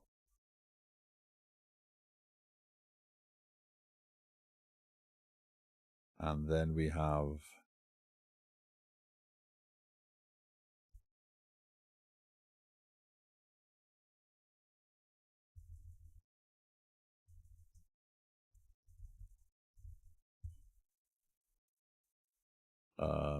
we have a method public void handle that takes a network stream, a cache,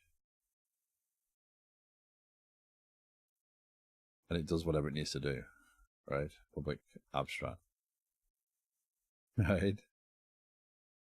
So the get command handler is a command handler,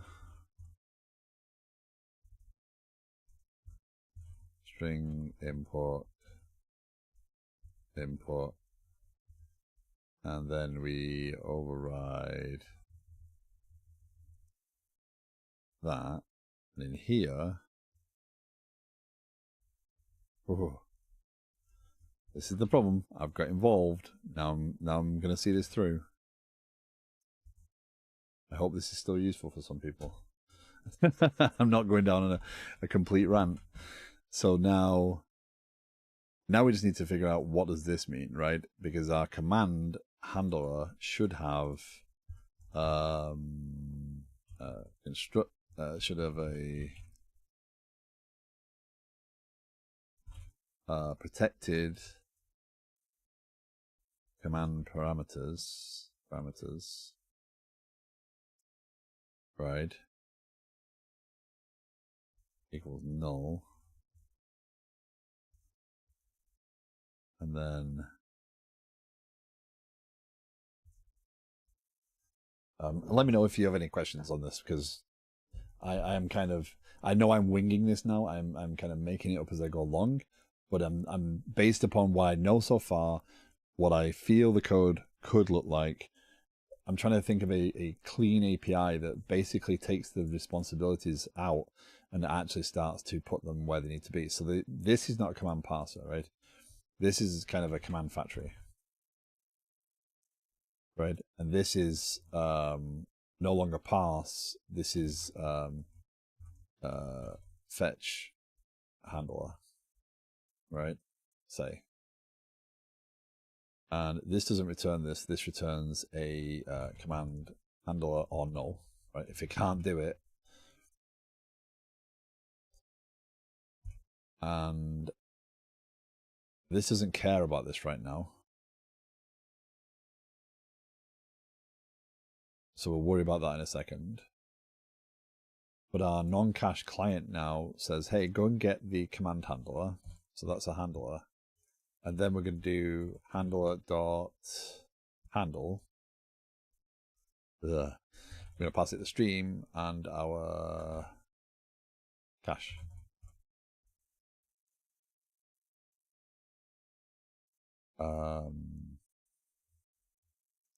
If handler is not null, right? Okay, we'll do it that way if you like. So now our code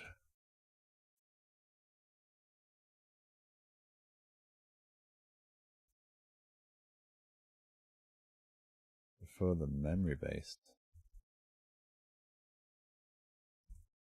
We'll come back around on that one.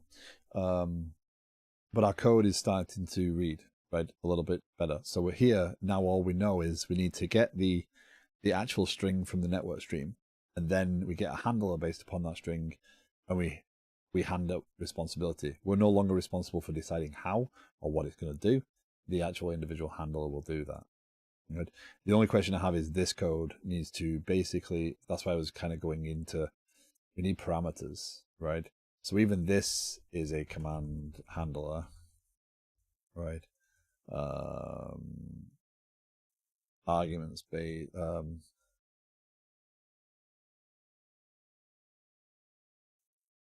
is it the other way around? Right, because this one is the more complicated scenario, right? Because this needs more data. The get doesn't need anything, the delete doesn't need anything, right? So so this is going to look like this, right? Where we're going to say, okay, go and get, because our parameters have been established once we create our handler.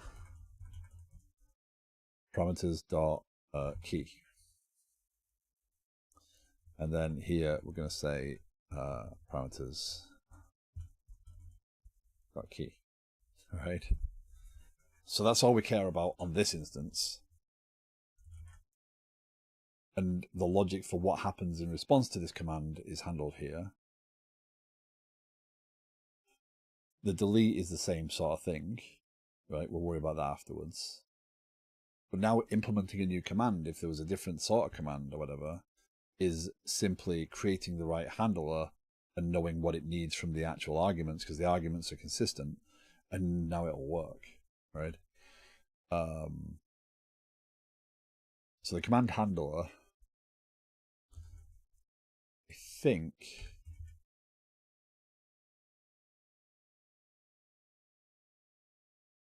think all command handlers start with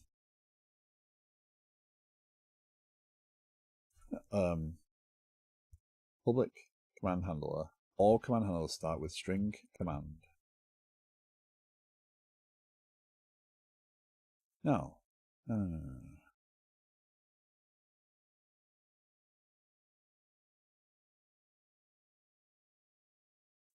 Go away. Stop prompting my brain to divert. I am unfortunately running out of time.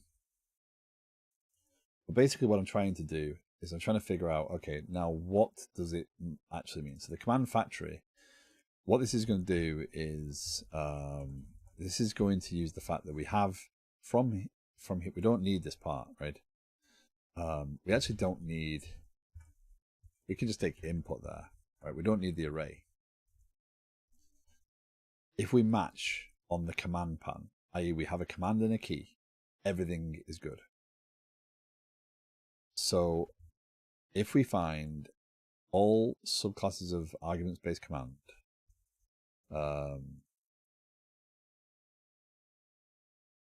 reflection is not always the answer, by the way. It's not abstract, right? Because we don't want the arguments-based command and the command base class to pop up in here, right? The command handler. Right, so realistically, that's command handler because that's our very smallest level. And what we do want here is we want to do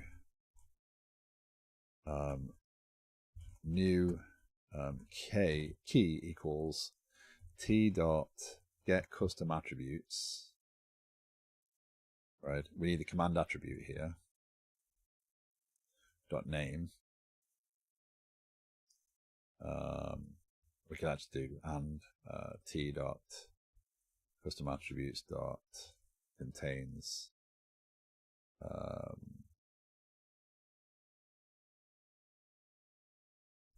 no, that's not right.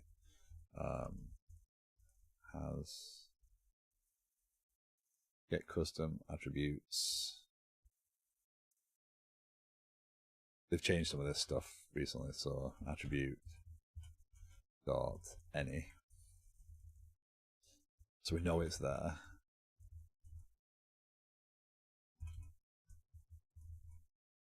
Key equals, what do you not like about that? Private, oh. Public, that helps. That's fine. Command factory, so we go and get that, and then we go and value equals t, to dictionary. K goes to k dot key, k goes to k dot value. So now available commands is a dictionary. Now we can say var command equals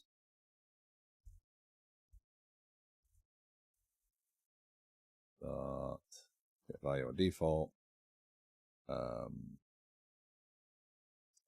matches dot groups dot command or value to lower.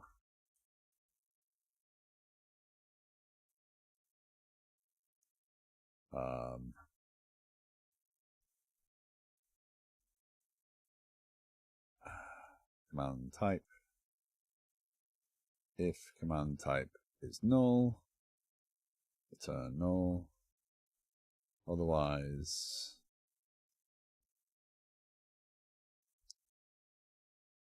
return activator.create instance. And again, this is why the command, the constructor of this matters very much. Command type, comma, input. Right. So essentially, we are saying, and that's a command handler. Right. We believe we can create an instance of it. So now our command factory goes and fetches a handler. You can see how fast this has gone from, hey, this is pretty simple and it's working, to, oh, now it's all on the floor crying and things are not what they seemed, right? So our unit tests are invalid. Unit test goes away, right? Let me branch this. New branch, feature / complicated, right? What version did I push before I did all this stuff, to be honest? Source, mem not cached. Oh no, I did it. I pushed the one with the test. Okay, so we're on a branch here that is going to be,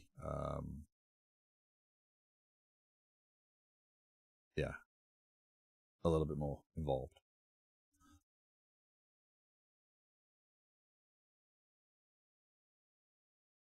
So our command factory now, and again, testing wise, this gets a little bit more involved. The command factory can still be tested. We can create demonstration commands. We can validate that this is going to give us what we expect given an input of whatever command. We get the right factory with the right command out. This just validates it's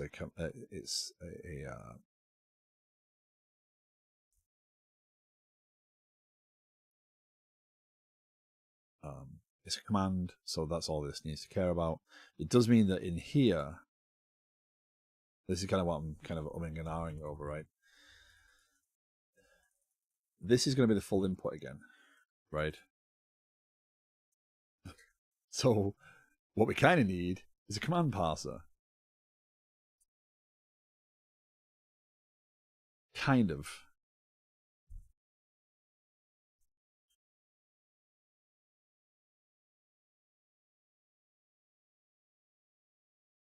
Because we kind of need this behavior, right, wrapped up in one thing. Let's put it back. Let's put a command parser back, right? Just as that, right? And then this is parse.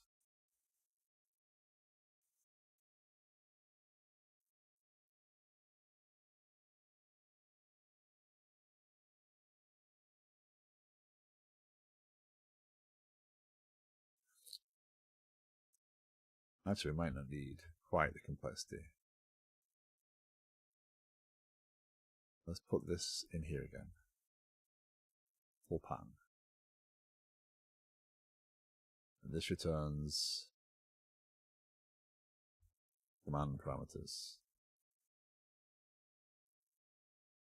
Right? Because breaking out the responsibilities, right?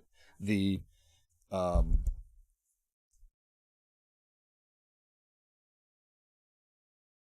job of this is to determine whether we can get parameters. So if there are parameters, right, so we will get parameters here. We can then pass the parameters down plus the input.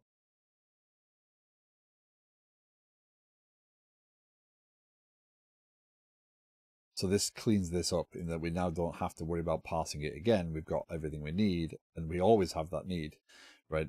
So our command parser is actually our command parameters parser for right this second. And this returns an object, a tuple of string, so parameters and data. And this goes similarly back to what we had before, right? In that this is now necessary. The only difference is what we're going to do is we're going to change parameters.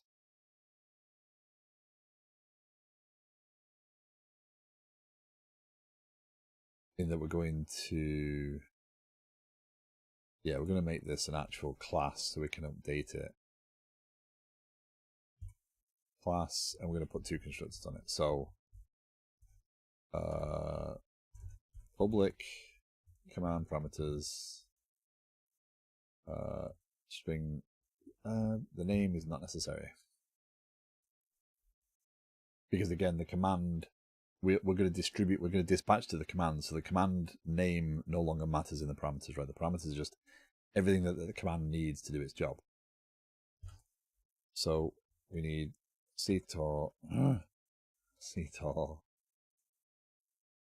that's IntelliSense plus Copilot getting in my way of what I actually want to type, right?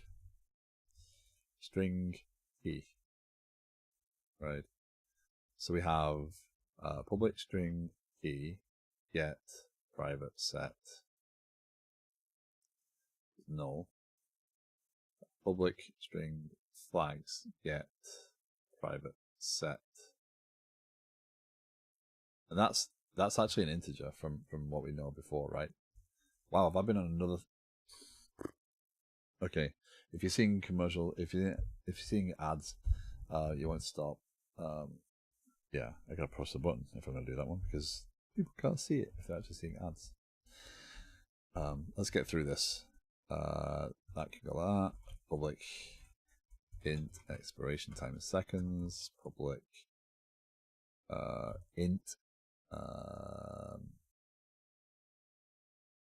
data size. We'll do it that way. Get private set. We'll worry about the private sets in a second. Bool no reply, right?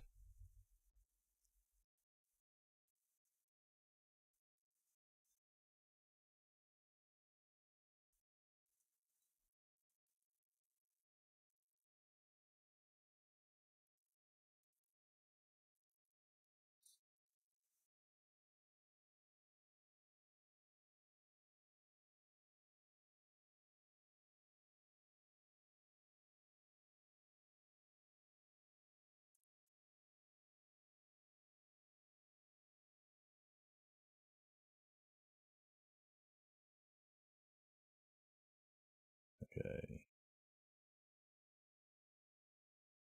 I have two dogs that have now woken up, so I am going to have to finish this up pretty quickly. So basically, we want this code in our command parameters parser, right? So we know that this,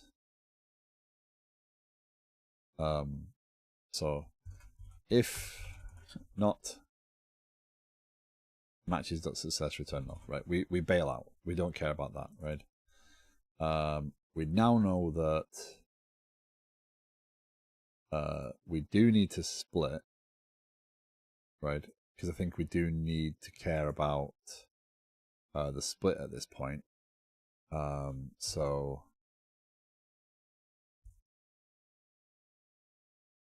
yeah, we have the arguments. We have the actual command string is 0. Parameters, again, an overloaded thing. Var command string equals input equals parameter 0. Var data equals parameters 1. So if there's no matches on the command string there, you take the command string there. If that doesn't match,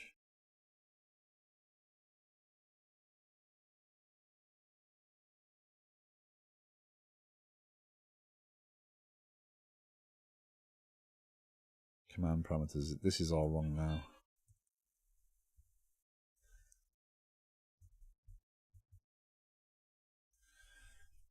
So yeah, okay. I'm gonna finish this up off stream because I need to unfortunately end the stream. I'm out of time. But I think you can, if you're watching and paying attention, you kind of get where I'm heading here. I have made this way more complicated all of a sudden, but it does start to add layers of complexity. It does start to try and make it a bit more readable, a bit more expandable, right? Basically, what should happen is the moment I finish this, I should be able to do this delete and it should just fit, right? It shouldn't have any challenges there. So yeah, I'm gonna finish this over the next couple of hours. You know, I will post in the after the stream channel the results, and I will update all the code and I'll push this version up.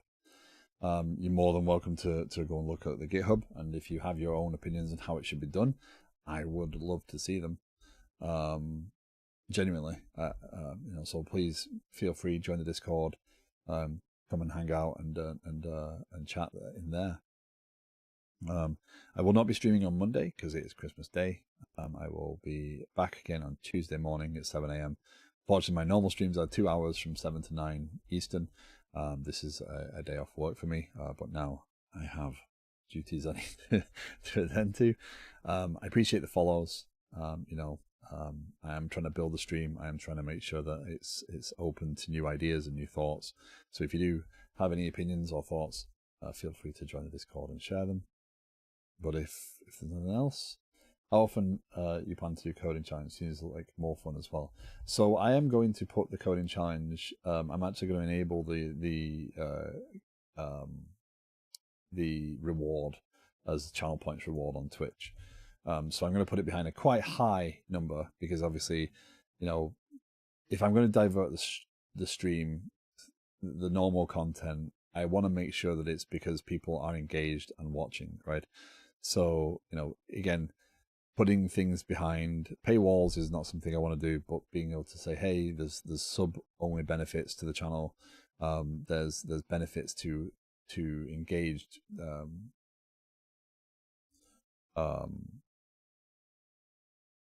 engaged conversation, etc. So, yeah, I will put more out there in the new year, and again, I'll probably put it behind a channel point reward. So basically, time watching the stream, you can claim that, and we'll set up a new challenge, or you know, from time to time, we'll kind of arrange it. But I don't want to do. I'm not going to do them every week. But if you've enjoyed this, I really do appreciate it. And again, the YouTube video will be up there. So yeah, I'll share in the coding challenge. I'll do it that way. So yeah. In the meantime, thank you very much for joining me. I really genuinely appreciate you all being here. It looks like the numbers stayed pretty consistent, so I appreciate those lurking, those not, those actually watching and taking in what I've been doing. We are going to raid over to Apex, I believe. Yeah, Apex is who I would like to go to raid. He is doing Godot game development, but he's a newer streamer, and is where I will be heading afterwards once I have sorted out family. So again, thank you for joining me. I appreciate you all. have a safe and happy holiday if you celebrate. If you don't, enjoy the time off that you're provided. Yeah, thank you very much. Take care all. Have a good one.